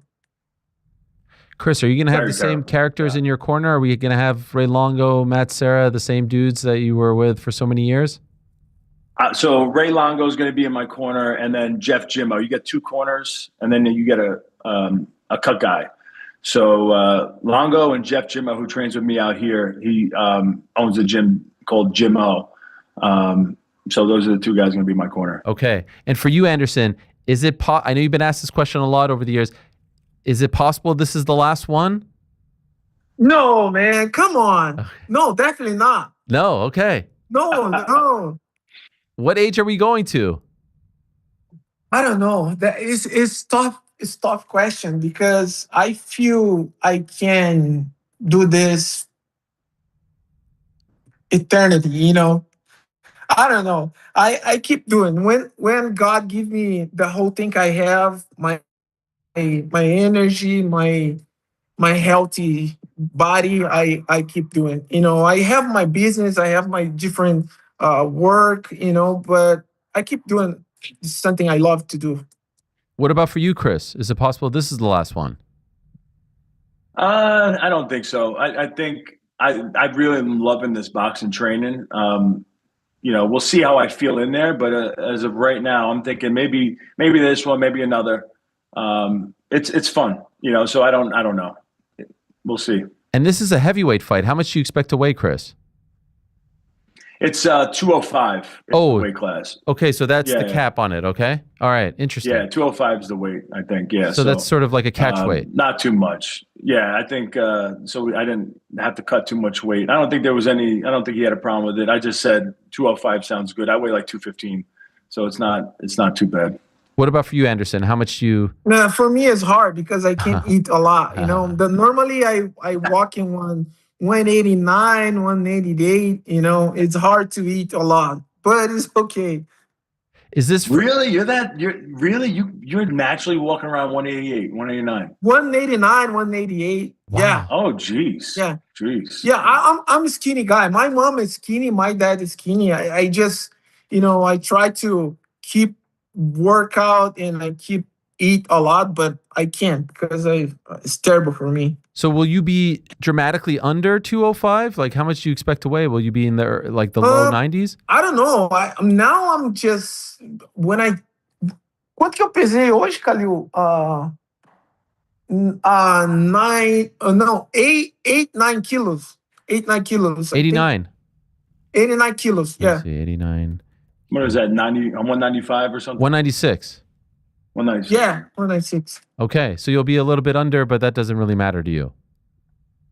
Yeah, I keep training with the guys, and because for me the best one is 180. 180 is good because that's the normal weight I fight. But is a good challenge for me. We'll wrap this up in a moment, guys. This has been a lot of fun. Go ahead, Chris. Oh no, I was gonna say I think boxing. Like I've been sparring guys who fight at 175, and the speed. I think speed is everything in boxing. So I don't think weight is as big of an indicator, right? As opposed to like MMA. I think weight with wrestling and everything really does matter. But with boxing, I don't think it's too much of an issue. Is this somewhat surreal for you, Chris? Like here you are, you're talking about an Anderson Silva fight 12 years after it changed your life. It's kind of surreal for me, I'll be honest, and I have nothing to do with it. I'm just talking to you guys, but it just brings back a lot of these memories and these moments and all these emotions. And it was such a life-changing moment for you. Is any of that coming back here? Oh man, it's definitely surreal. It is surreal. Anderson changed my life. He gave me the opportunity to fight for that belt. I made the best of it, and it changed my life forever. So I owe him a lot, and so that's why a part of it. I get a phone call to fight Anderson Silva. There's no way I'm turning it down. I respect him a lot, and I'm going to go in there and give my best. And it's going to be a lot of fun. And just to share that boxing ring with him is going to be tons of fun. What about you, Anderson? How does it end? Tell us. What do you think? November 14th. What do you feel? I'm so happy to do that, especially because the people think about us when you finish your career inside UFC, you can't fight anymore. A lot of people say that, because old, because this and that, but it's not. I think Chris and I prove it's not this game to change your life when you love something. I keep training hard every day. I keep doing my best. I help Khalil to train in jiu-jitsu. I help Gabriel when he fight kickboxing, when I fight boxing. And I think that's the next level for us, for Chris and I, and the people need to respect that. It's like we're back to 2013, Chris. You're a pretty big dog here. Plus 250. He's a minus 290 on some. So they're not respecting you again. It's like we've gone all the way back to the beginning. I am not surprised. I thought it would be worse than that, to be honest. I mean, I've never boxed before. People have me as a wrestler. And Anderson, I don't think he deserves. I don't think he gets enough credit as like how good of a boxer he is. He's a very clean, crisp boxer. He looks great. So I am not surprised. There's a lot of unknowns with me, so I'm not blown away with that at all. So no bad blood, no trash talk. It's all love and respect between the two of you. You've come a very long way in that regard. There's nothing mean you could say about each other. There's nothing you want to say to spice it up. Ariel, imagine one thing, bro. Chris and I need to do something very, very good for the community, for boxing, see us can boxing, in the MMA community, keep doing your own job and see, Chris can do that, I can do that. Anderson do that, I can do that.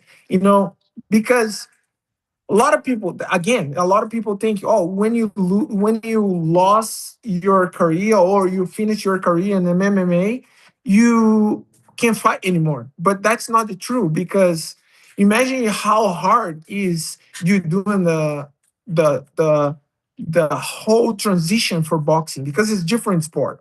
And Chris and I try to prove that for everybody, It's possible. You love something, you love your job, you love fighting, keep doing. Amen. I can't wait for this. What an honor this has been. Really, a great privilege. Thank you to the both of you. Good luck in the final days of training. I'm honored that I'm going to get to be a part of it. All these boxing people are going to be on the broadcast, but you'll have one of your own there too. I'll be there with the microphone as well. So it's a huge, huge honor for me to be a part of it too. Thank you so much, Anderson. All the best to you. Looking forward to seeing you out there in Miami. Chris, as always, thank you so much for the time. Looking forward to it. Both of you guys, you're legends in your own right, and it was so great to do this. So thank you both. Really appreciate it. Thank you, my brother. Good to see you. Thank you. Thank you, Chris. Right, Bye, good guys. seeing you, Anderson. Yeah, good luck. Bye. Good to see you, bro. Bye-bye. Amazing. There they are. Anderson Silva, Chris Weidman. Number 3. Should we call it 3 or is it 1? I never know what to say when it's like the third or the second, but it's in a different sport. We dealt with this when Pereira and Izzy fought. They fought multiple times in kickboxing, but then it was the first. So what is it, guys? Is it 3 or is it 1? What are we doing here? I think it does not get the 3, but you can still call it a trilogy. Is I that think fair? it's the 3. I think it's the 3. It's not the 3. Because it's under different rules. Sports, different I like sports, the 3. No. It's not 3. It's not 3. It's the third time they compete against each other. Yes, you could say that. You could call it a trilogy. You can't put the 3 on the poster. Alex you can't. Izzy 4. 4, yeah. No. I kind of. You know why I like the 3? From a promotional standpoint, it makes it feel bigger. No, you just call it the trilogy. It's a trilogy. Except it isn't a rubber match. It's 2-0. It's the rare third one when the other guy is 2-0. Although the second one was a little, inconclusive. Where did you watch the second one, GC? Where were you? Actually, I was having to stay with my grandparents. My parents were on vacation. I was only 4 years old when that. Stop! No, you weren't. I was in college somewhere, bro. Okay, holy shit! For a second, I thought you were being serious. Oh man. Okay. No, you always love to be like, you were in your father's nutsack. That was the other. I was literally about to say it right after. So much ice I could skate on it. So much. Rick, were you at 1? Am I crazy? 1? Were you at Anderson Chris 1? No, not I UFC was not. 1. Why do I feel like you were there? Maybe I'm thinking of UFC 189 or something like that. I was at UFC 189. Yeah. I was not at that one. What did you think? You were a New York guy, one of your own. I mean, he was. No, I was a Silva guy. Come on. You were a Silva guy? Oh, I'm a Silva guy through and through. By the way, this fight was so long ago. It's pre-Rick on the MMA Hour long ago. Silva was my GOAT until John Jones came along. Like Silva was my guy of all guys. I was at UFC 101 watching Silva dismantle Forrest Griffin. It was the highlight of my life. BJ Penn also on that card against Kenny Florian, and the Silva one was the one I was really there for. You know what? I misspoke. I'm thinking Chris's debut was. I was gonna say 10, 11, like but 13 you were a part of the team. 13 you were a part of the team. Yeah, that Silva was my guy, 1,000%. I've always been a Silva. Look, I love Chris Weidman, New York's own. Wow, this Shout is crazy. Out. But Anderson Silva is the man. I will never forget the second fight. 2 things I'll never forget.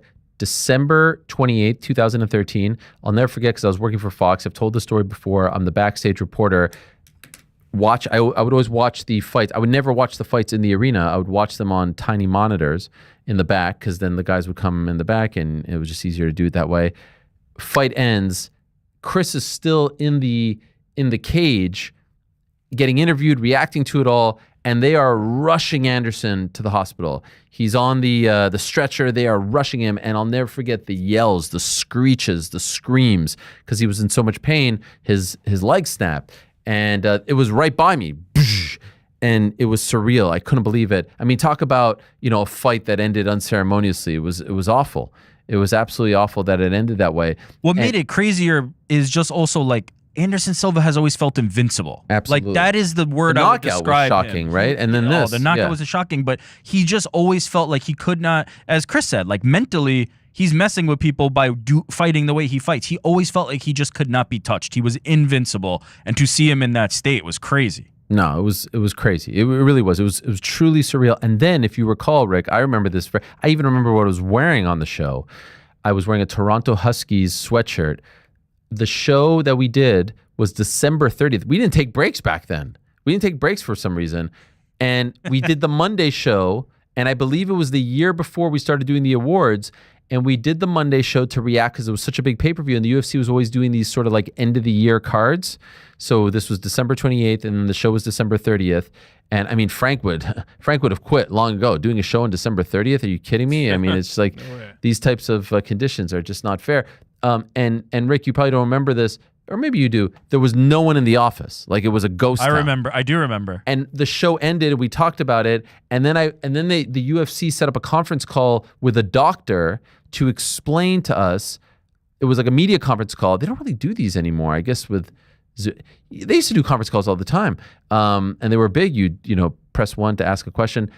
And he explained the injury, he explained the surgery, he explained the road back and all this stuff. And it felt like, obviously this wasn't the case, but it was like there was something about the office being quiet. It was, holiday time in New York. It was dark. All the lights were off in the office that we were doing the show in on 40th or 42nd and 6th.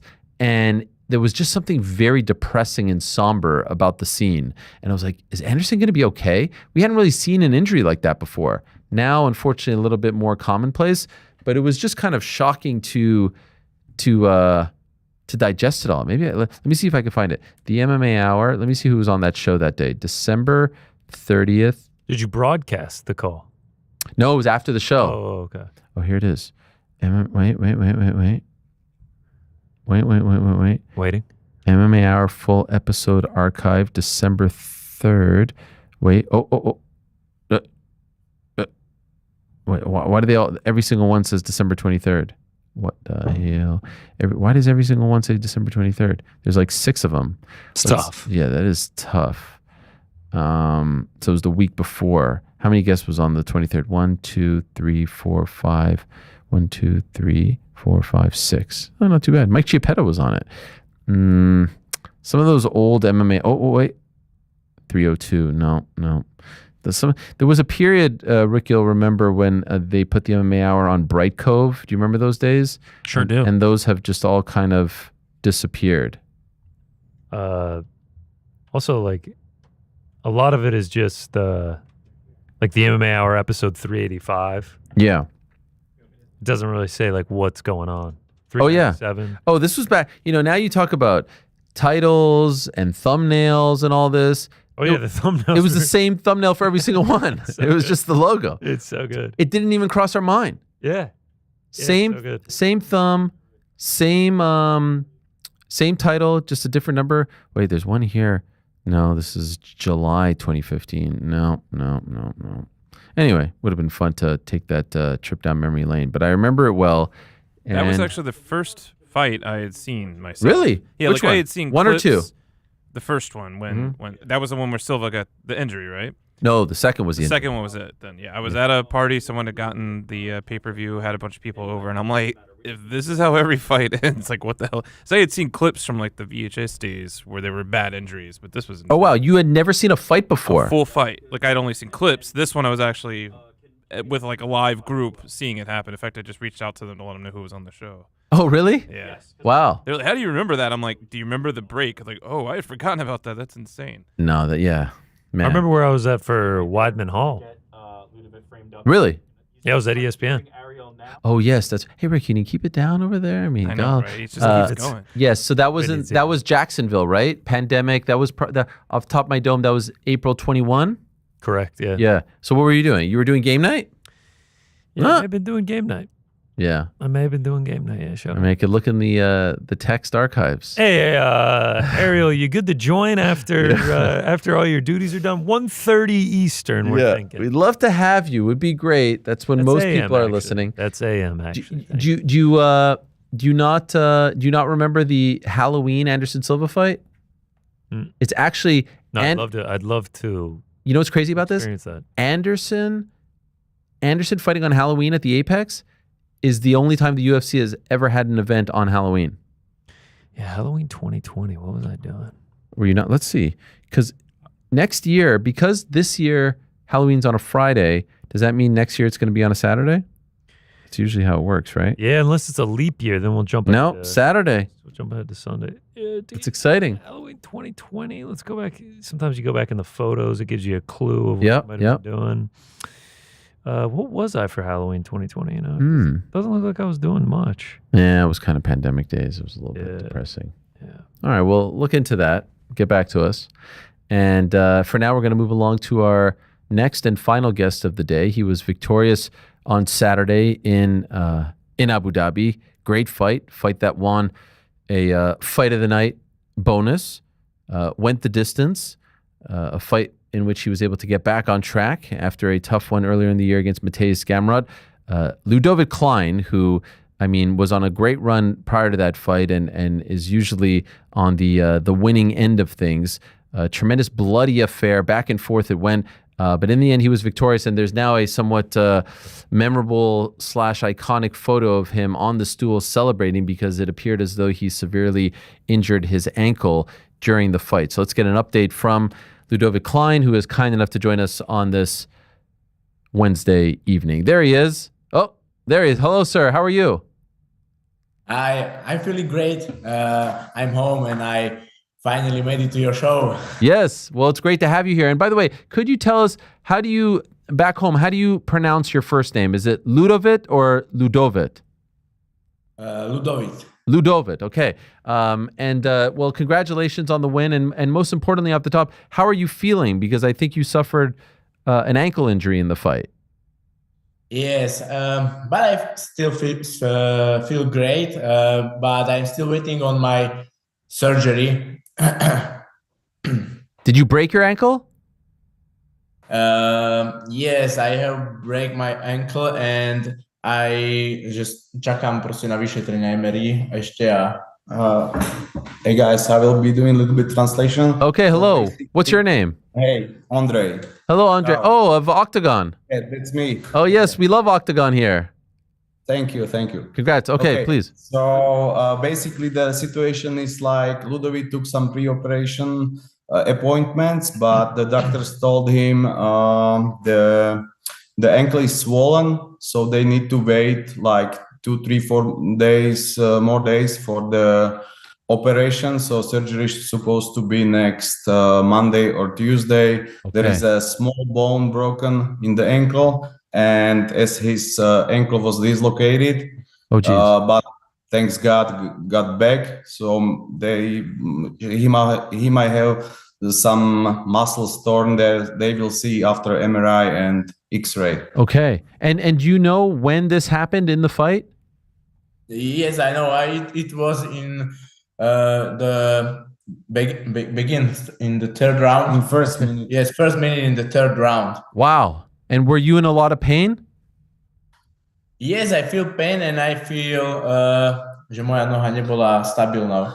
He felt pain, but also he tried to stand up, but he felt his ankle was unstable. He couldn't stand anymore on the ankle. So as you can remember from the fight, he stood up and then he lay down back right after the takedown. Yes, I trying one time goes up, but it was a really problem for me. And after this, I go on my knee and I že som hľadal mojich trénerov. He was searching for his coaches and for his corner, and he was yelling at the team that he has broken ankle. Yeah.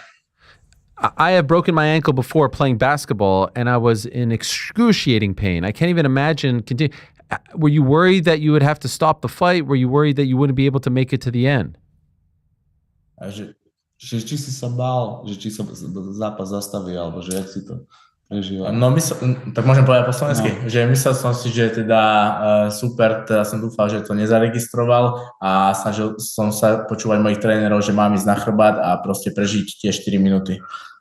So basically, in the same time how he was yelling at the corners that he has broken ankle, he was also hoping that opponent couldn't recognize it, and he was trying to listening his coaches which were yelling at him to stay on the back and work from ground. So yeah, he was worried, but he was listening all 4 minutes his coaches to stay on the back.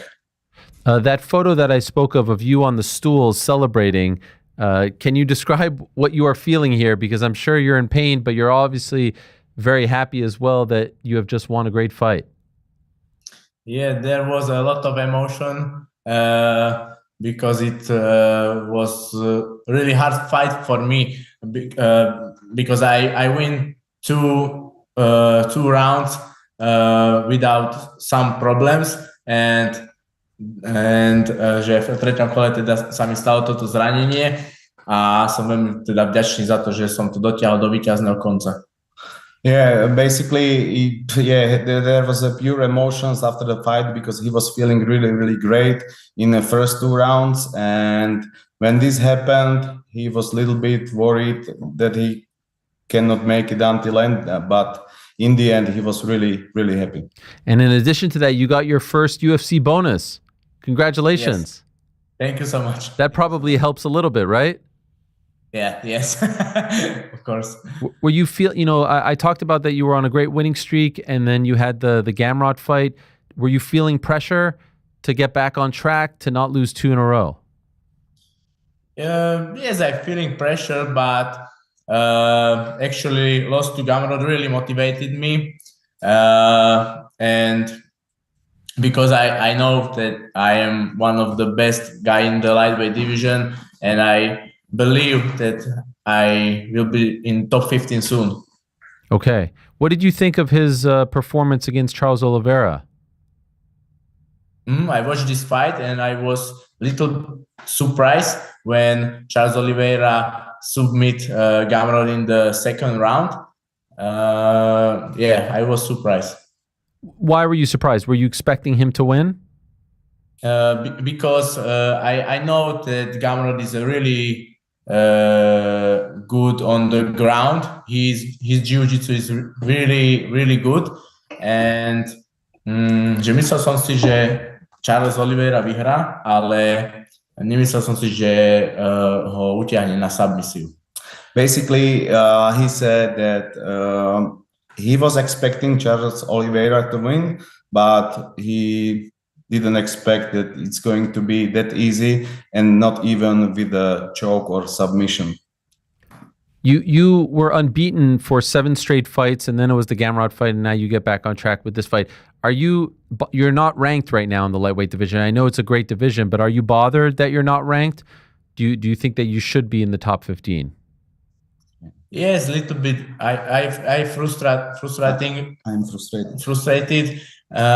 because I beat a lot of good names, but this is my goal. I want to be in top 15. I need, že potrebujem sa zotaviť zo zranenia a pokračovať v práci. He only needs to heal up from his injury, and he's hoping to be ranked basically his next win. Okay. You've been trying to get a fight against Arman Tsarukyan, right? That's the one you really want. Že či by si chcel zápasiť, alebo kľudne povedať, že či chceš zápasiť s Tsarukyanom. Yes, of course. Že myslel som si, že keď porazím Gamrota, že by to bol môj najbližší súper. Basically, there were some talks before the fight of Gamrot that if we will beat Gamrot, Tsarukyan might be next. So basically, we were obviously looking with one eye for Arman, but yes, it's one of his dream fights. Do you think Arman is going to beat Dan Hooker? Yes, I think. And I think beat Dan Hooker, Arman. Do you think he can beat Ilya? Arman? Yeah. I think no. I think Ilya Topuria beats the Arman because for me, is Ilya really, really danger guy. Okay. What about Ilya versus Paddy? Do you think Paddy can beat him? I think this fight is fights for people, but že môj favorit je určite Ilya Topuria. But his 100% favorite is Ilya Topuria versus Paddy. Okay. He's just saying that it's a fun fight for fans. Sure. Do you have any idea? Have they told you how long you'll be out for? Like once you get the surgery next week, conceivably, when could you fight again? How long will you be sidelined for? Uvidíme, pretože ešte ma čaká jedno vyšetrenie v piatok ktoré rozhodne o tom, že teda na ako dlho by som bol. We will see there are results from the MRI and X-rays on Friday, but the first talks, what we were talking with doctors, they said it's going to be around 4 or 5 months with no practicing. So basically, he could be back in 7-8 months. Okay. I know you recently had your second child, right? Congratulations. Yes, thank you so much. A boy, right? Yes, it's a boy. Okay, so you have a boy and a girl. There's your beautiful family. Congratulations. Would you like for your son to follow in your footsteps, to be a fighter one day? Would you be happy about that, or would you rather not? If he won, že ak bude chcieť, tak určite ho v tom podporím, ale že ak si vyberie niečo iné, nejaký iný šport, tak takisto ho budem v tom podporovať. He is going to support him if he is going to like it to be a fighter, but if he is going to choose any other sport, he will be always covering his back. But he is going to support him if he chooses to be a fighter. Your daughter, how old is she? 8. So years. When you come home, with the black eye and the ankle, how does she react to seeing her father like that? She watched my last fight. Oh gosh. Yeah, and she plakala. That was her first fight when she was watching first time ever, and she was crying. She was crying because she was scared for you. Yeah. Oh no. Yes. Was she there or was she watching at home? She watching at home. Okay. Yeah. And did you call her after? She watching first time my fight. Yeah. This fight was really wild. Yes, a lot of blood, a injury, all this stuff. Yeah, she cried. Yes. Did she say never again? She doesn't want to watch. Yes. This was first and last time when she watched my fight. Oh my gosh, I can't imagine. That's scary for a young kid to see their father like that. Yes. But that's very exciting. Congratulations to you and your family, and congratulations on all the great things happening in your career. And as we've talked about, it's a very exciting time for the sport in your region with everything going on with Octagon and whatnot. I wanted to ask you about your countryman, Martin Bude, who was let go from the UFC and is now going to fight in Octagon. What did you think of that when that happened? He was with me in Abu Dhabi. He supported me there, and I was really surprised when he go out from the UFC because he has a good score there. But yeah, že nemal úplne atraktívne zápasy, ale proste pre mňa je to stále šport, v ktorom on vyhrával a zaslúžil si predĺžiť zmluvu. He could understand that he didn't have really excited fights, but for Ludovit it's still a sport, and the winners should be kept in the best division. And with his score and his wins, he was really, really shocked when UFC didn't remain his contract. I believe that you are the first Slovakian to be in the UFC, right? Yeah. How first and only right now. First and only right now, yes, unfortunately for Martin. How much does that mean to you? And I'm just curious, how popular is the sport in Slovakia? In Slovakia, I think MMA is a lot of popularity, and for me is a big thing representing my country in the world, in the UFC. And I hope I will be representing Slovakia for a long time. Slovakia for a long time. Does it get covered there? Does the media talk about it, the sport and your fights? Do you get that attention? A lot. Yes, a lot. A lot, okay. So they'll cover your fight, and when you come home now, are a lot of people talking about your big win? Yes. You like that? Yes, I enjoy this moment because I am really, really happy for this victory. It was a hard fight for me, but now I enjoy this time. When I think of Slovakia, I always think of hockey. Zdeno Chara, Peter Bondra, Pavel Dimitra. These people I think of. Did you play hockey when you were a kid? Did you ever consider going down that path? When I was a kid, I play hockey on with my friends on the street. But I know these guys, Marian Gaborik, Zdeno Chara, Marian Hossa. Yeah. They're your friends? My friend is Marian Gaborik. Okay, amazing. They support you? Yes. Okay, I would love to visit one day. Slovakia, that whole region, beautiful. I hear it's beautiful. You are invited. You are invited. Oh, thank you. Maybe I would like to come to an Octagon show. Do you go to the Octagon shows? You are invited also. Yeah. Yes, thank you. Have you guys had an Octagon show in Slovakia? We have one show this year in Bratislava. Last month. Okay. Bratislava. Yeah. But next year, I hope will be two. Okay, so when do you think you'll be ranked high? What do you envision? That we're talking about Ludovit Klein, top 8, top 6, top 5. When does this happen for you? Že kedy si predstavuješ, že sa dostaneš na tieto všetky pozície do rank? I hope I will be next year in the top 15. Yeah, and we will see. I need some good victories there with good names. Maybe Moicano, Sandeni, or Michael Chandler, and I hope I go to the forward and top 10. Amazing. Well, I wish you the best. Congratulations. Good luck with the surgery next week, and thank you for joining us. It was great to have you.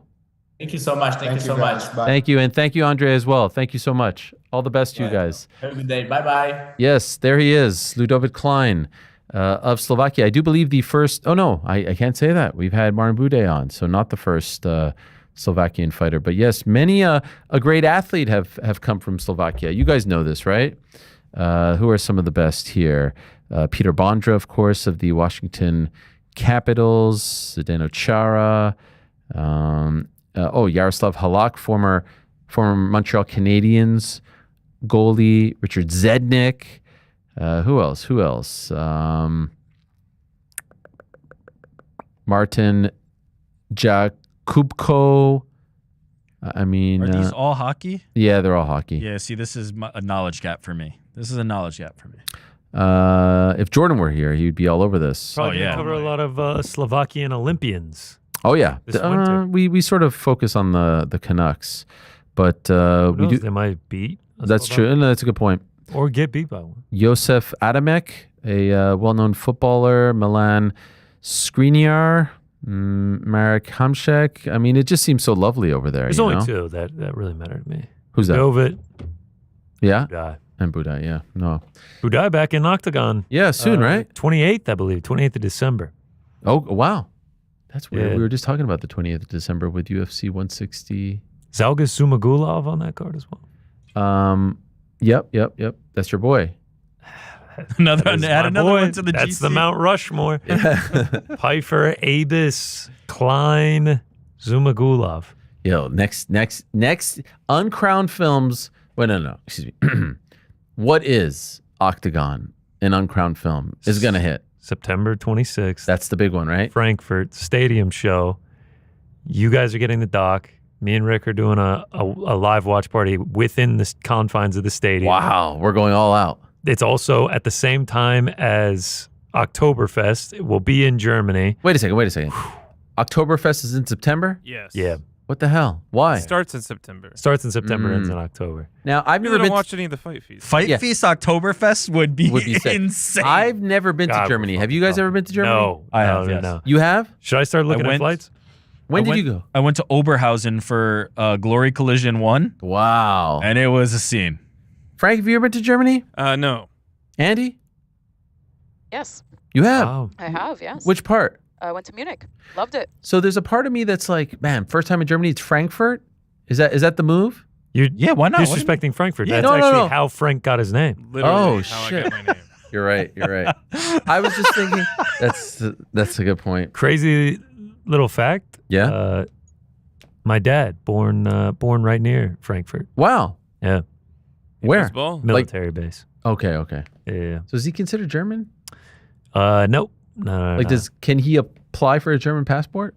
I don't think so. No. Because it's technically American. Yeah. American citizen. He was a military brat. He was on a base. Yeah. Yeah, I don't know. The Like base what's is still like. Yeah, but I don't know what the what the loopholes jurisdiction. are. Yeah. And technically, was the hospital on the base? Ooh, Yeah. Yes, definitely. Yeah. Oh, it was? All right, fine.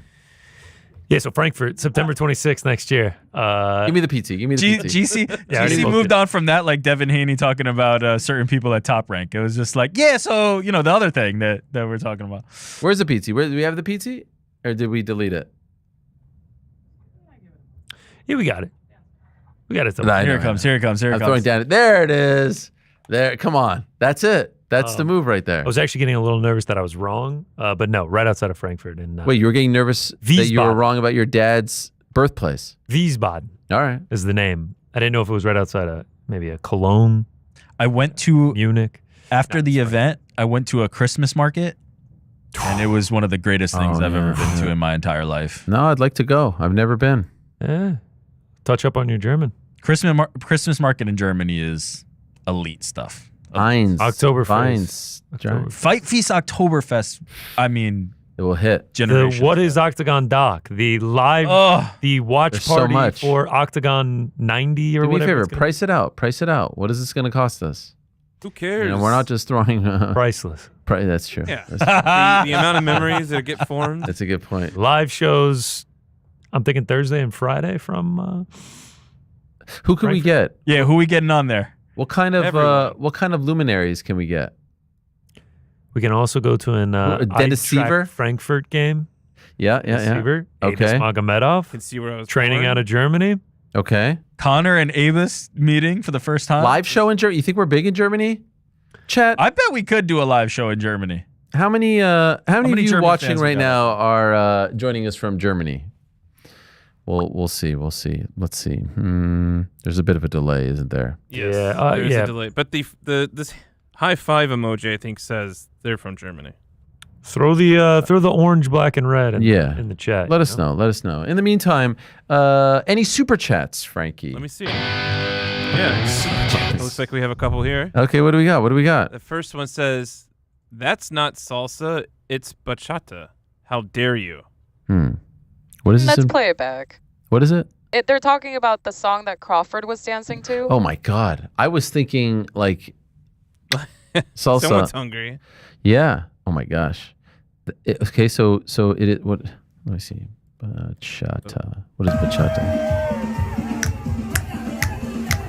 Okay. That's not Wait. bachata. No. Yeah. By the way, it says bachata is the style of social dance and music from the Dominican Republic. There's no chance. All right. Right? This Sweet is a good shoes. rebuttal. We'll see Yeah. if they reply. Yeah. And please, your reply has to be at least $9.99 or up. In their defense, they didn't have music before, so they were just going off of the dance That's moves. a good point. They could be right. That's a good point. What else, Frankie? Yes Boy writes, "What is everyone's knowledge/take on 3i Atlas?" I don't know what that is. That is the third interstellar body that we've confirmed in our own solar system, like an asteroid or a comet. This one's actually a comet. No one cares, really. Let's All be right. honest. No one cares. I'm just joking. Another GC top 5 I mean, fighter, Sean Strickton. Yes. Oh, that's a good point. That's a good point. Shout out to Sean Strickton. Yeah, that's a good. No, Strickton. Strickton. That's what I said. Yeah. Sean Strickton. What else, Frankie? What else? This one is from Robert McAllister. That's fucking illegal. Oh, wow. Uh-huh. Look at you. Well done. What else? You're gonna love this one. I'm the guy that changed his profile picture to Oh, BJ. yeah. BJ See, it meaning worked. I love the Dodgers, but never thought I'd see senior and junior both play a World Series in my life. 10 senior and now junior 20. Yeah. Wow. Yeah. Shout out to him typing it's 2008 By the way, on is AIM. there like a character limit over there or what?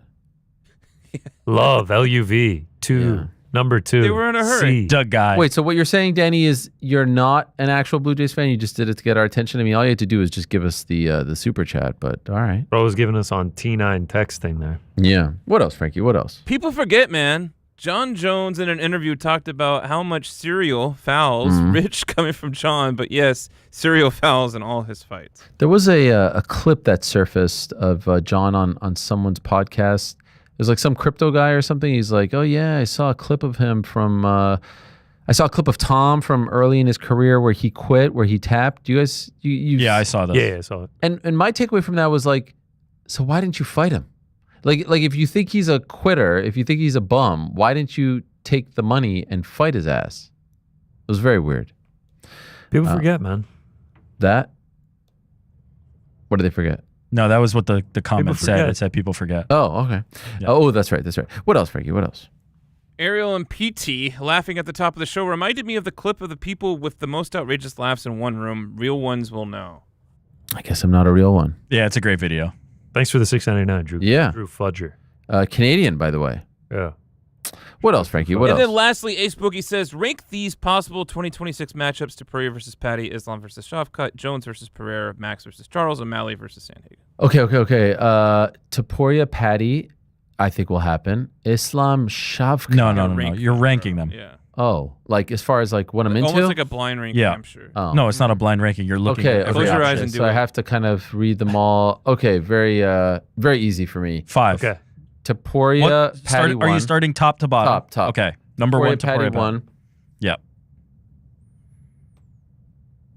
O'Malley, Sandhagen, 2.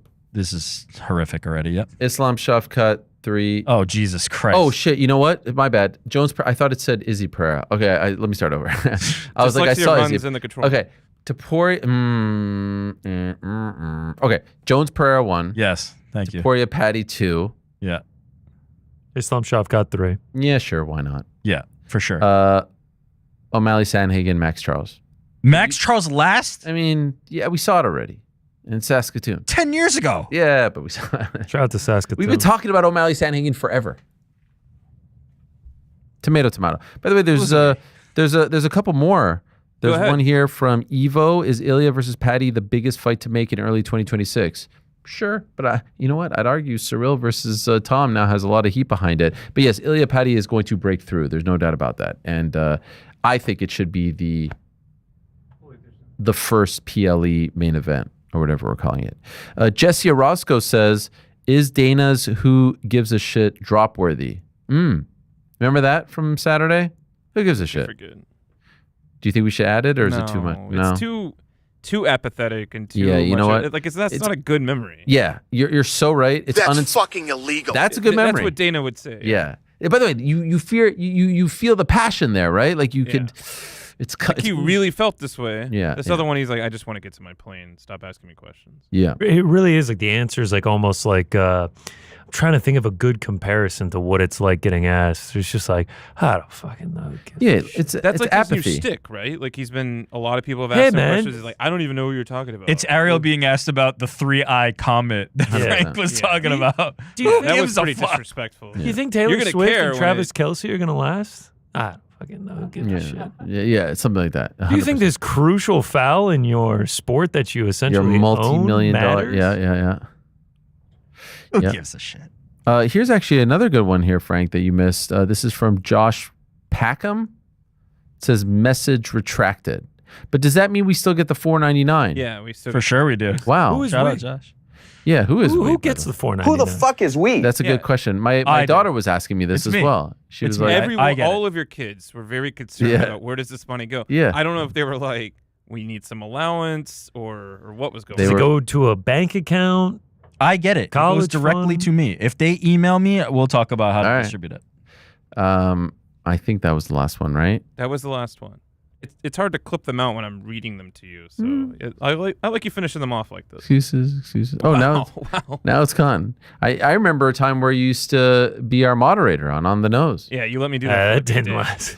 That didn't last He long. suggested he volunteered, and then he unvolunteered.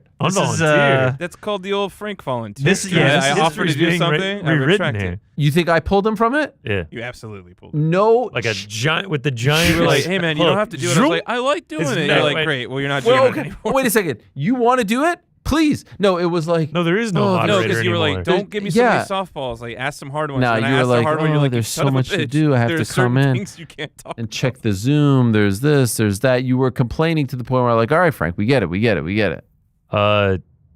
Just Me has a great suggestion in the chat. He says the super chat money should go to the Germany trip. Hell yeah. We could talk to our friends at Yahoo about that. Uber Put it in a big jar. Yeah. We'll walk away with $52.16. We can start putting up on the super chat. We put up a number like it's a telethon over the course of the next couple of shows. It just keeps building and building, and then we go to Germany. I'm in. I would love it. I would absolutely love it. Be pretty sick. It would be great. And then we'll go to Ryzen at some point, and we got to get KSW in there. KSW probably before Octagon. Those are the top three. I've said it from day one. KSW's the actual creme de la creme. That is the Ryzen. Not for me. My Super Bowl is KSW. December? Yeah, and then Octagon, and then Ryzen. All right. What was that, Frankie? I was like Ryzen on New Year's Eve. I know. That'd be amazing. It would be amazing. Maybe next year's New Year's Eve. If you can't do it, man, I'll do it. Casey and I will just go out there. We'll sort it out. It would be great. And will you be sort of like the question asker? I'll be host the question asker. I'll have cue cards like, well, Ariel wanted to know. Yeah. And then I'm like, and the next, well, this one doesn't seem appropriate. It'll be like the super chats. There'll be like a bloody guy and be like, let me look through the cards here real quick. Casey, do you have the card? Yeah. You're just shaking the camera. No. The guy's like, face is all beaten up. Let me just. Did Ariel ask us something about what's that guy's name from Darren Cruikshank? What was that? I think that's the sound of Rick. Rick's is actually a old beast. man wheezing laugh about Darren Cruikshank. What a fucking pull! What a just random pull, Darren Cruikshank. He sounds like a toy and the squeaker is broken. Is this job of the wetback? I thought that was like a chair. No. It was Rick. It's just wow. coming on hinge. Holy shit, Darren sickly Cruikshank. old man. Remember, he was great. He was great, but what a random name. Detroit superstar. Phlegm mixed in that as well. No, it was dry. It was pure dry. He's the guy who went over to Ryzen and like had this. Man. It was him. Wait, don't tell me. It was him and the dude. James Tuhuna? No.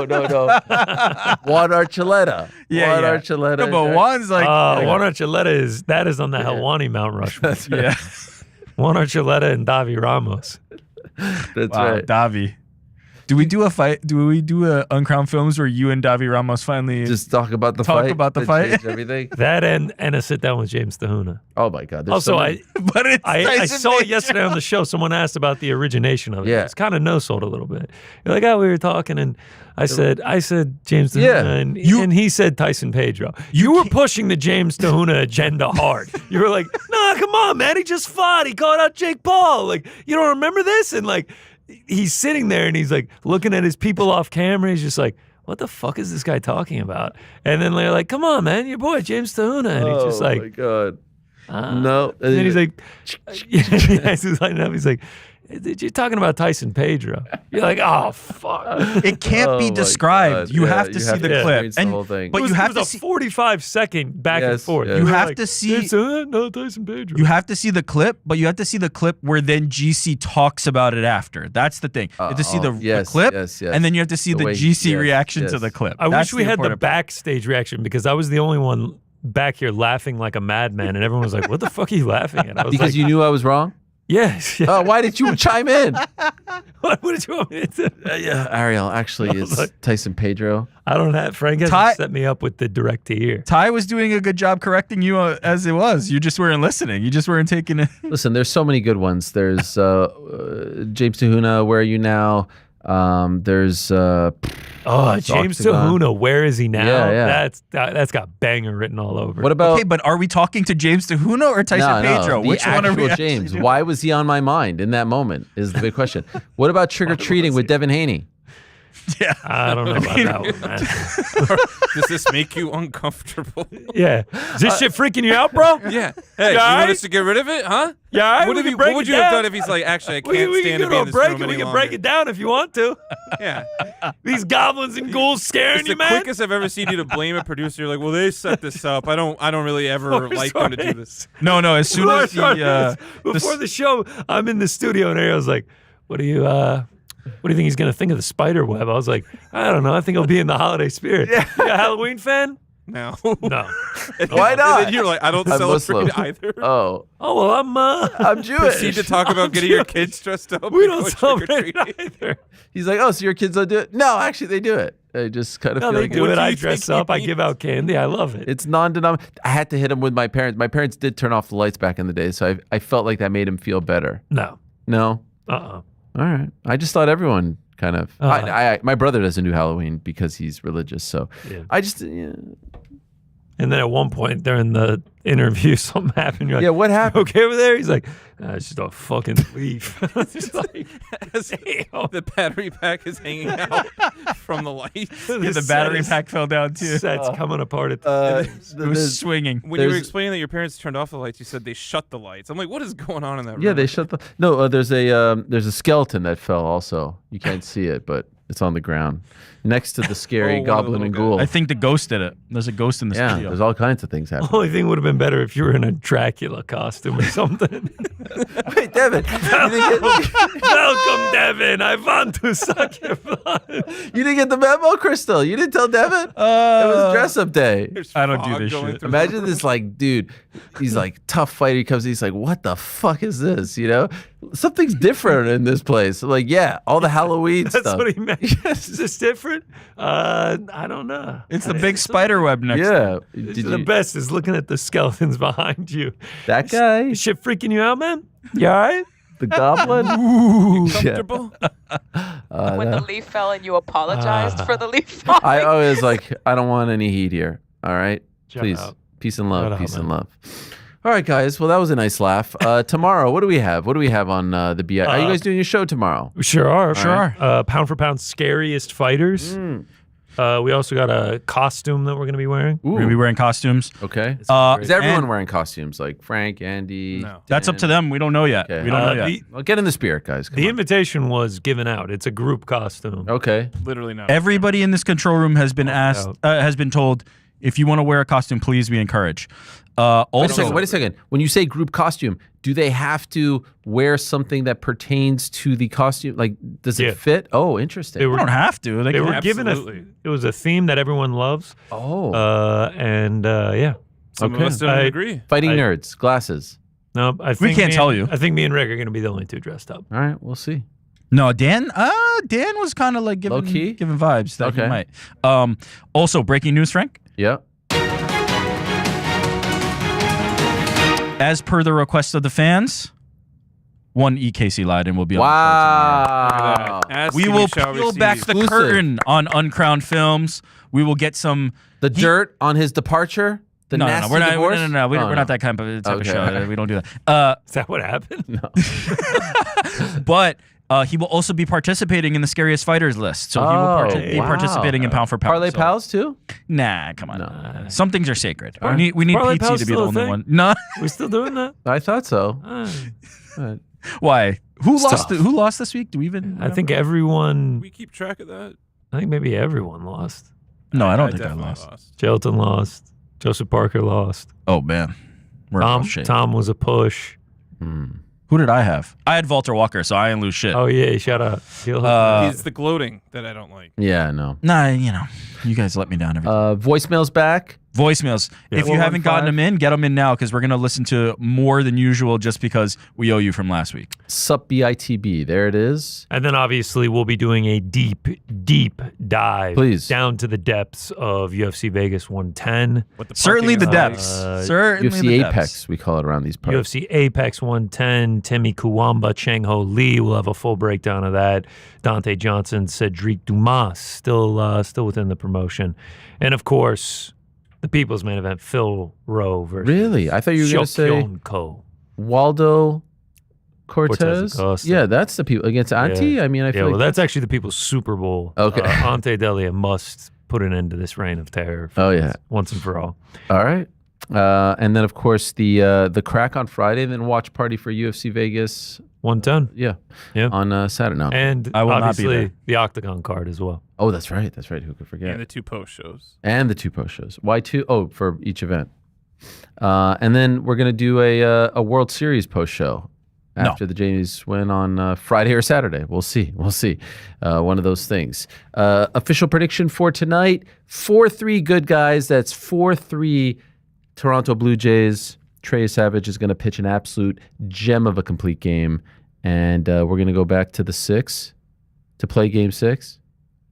Up 3 to win in 6. I was trying to get it. I do have to say, yeah. Just because you mentioned earlier about the game 5s, Magic Johnson, who's a gem on Twitter, had this to say: with the series being 2-2, game 5 is very important. Pivotal. Did he say pivotal? Not pivotal, but he says whichever team wins will take control of this series. Oh, that I think that's great analysis. Thanks, Magic. I think he nailed it. Appreciate that one. Whoever runs his social media is clearly trolling, and they do a great job. You don't think it's him? No. Oh, you actually think this is like a gag? It is 100% a gag. Yeah, it's a gag. He simply just states facts of the obvious. Everything is just a restatement of something very, very obvious that everybody can look up in half a second. There's no analysis to it. It's one of the best gags going. The Game 6 starter, Kevin Gossman, quote tweeted it with a gif of Will Ferrell saying he's absolutely right. He is right. So there you go. Because he didn't say anything. It's been hard for me to cheer for my Michigan State football team. They are 0-5 in the Big Ten. Thanks, Magic. It is pretty clever. Listen, the Lakers ones are the best ones. I think it's him, to be honest. Without LeBron, the Lakers were not good tonight. Luka Doncic is good at basketball. Another NBA MVP candidate, Anthony Edwards, put up 41 points in the Timberwolves' 118-114 win over the Portland Trailblazers. That can't be real. It is real, but it ain't him. Talks like that. No. I went to the Lakers game last night and watched my Lakers get beat by the Warriors 119-109. What's wrong with that? No, it's great. It's great for a ESPN ticker, but it doesn't really mean anything coming from Magic Johnson. I mean, listen, not everything has to be all, No, it's not everything. Anything? On the contrary, everything he posts is nothing. There is no context. 25-24 there is loss no to the meat. Bears last night was heartbreaking. You do you, Magic. Sorry to hear it, Magic. Except I hope we beat you. All right, guys, it's time to go. It's been a great day here on the program. Nice little reunion there between one Anderson Silva and Chris Weidman. Love that. That was wonderful. Who would have thought? Who would have thought, guys? Who would have thought? Big game tonight. I was struggling to stay up last night. I was so tired. Golly, was I tired. But we're back. I think I got a new freezer. I think a new freezer is waiting for me at home, guys. I'm very excited about this. One of those, it's like a standing upright freezer. I bought one 2 years ago. It broke. Piece of junk. GE. Very disappointing. Can you get monogram this time? Don't know what that is. That's like the upper GE models. Oh, no, you know what? I went to a place. They offered me several models. I said, no GE. Disappointed. Wow. So I went with, I think, a lesser brand, but I needed something different. What do you put in your freezer generally? Meats. It's all Frank shopping for a microwave for you for Christmas. Yeah, man. That's nice of you. Do you want the one that goes ding? Or I would love, there are definite times where I'm like, man, a microwave would be very helpful right now. It would be quick. It would be effective. How do you reheat your coffee? I would never do that. That's absolutely disgusting. I have a great coffee machine, a Jura. So you just make a new cup? Or you're saying you wouldn't waste any by letting it get cold? No, I make it. It's like per cup. You press the button, it grinds the beans. You've never oh, damn, I forgot to finish that cup. Absolutely not. I down Let's it. be honest, you just leave it sitting somewhere. No, you said it, not me. Great day, guys. Thank you very much. Devin Haney, Matt Brown, Chris Weidman, Anderson Silva, Ludovit Klein. Thanks to them. Thanks to you. Back tomorrow, same time, but it's Go Jays.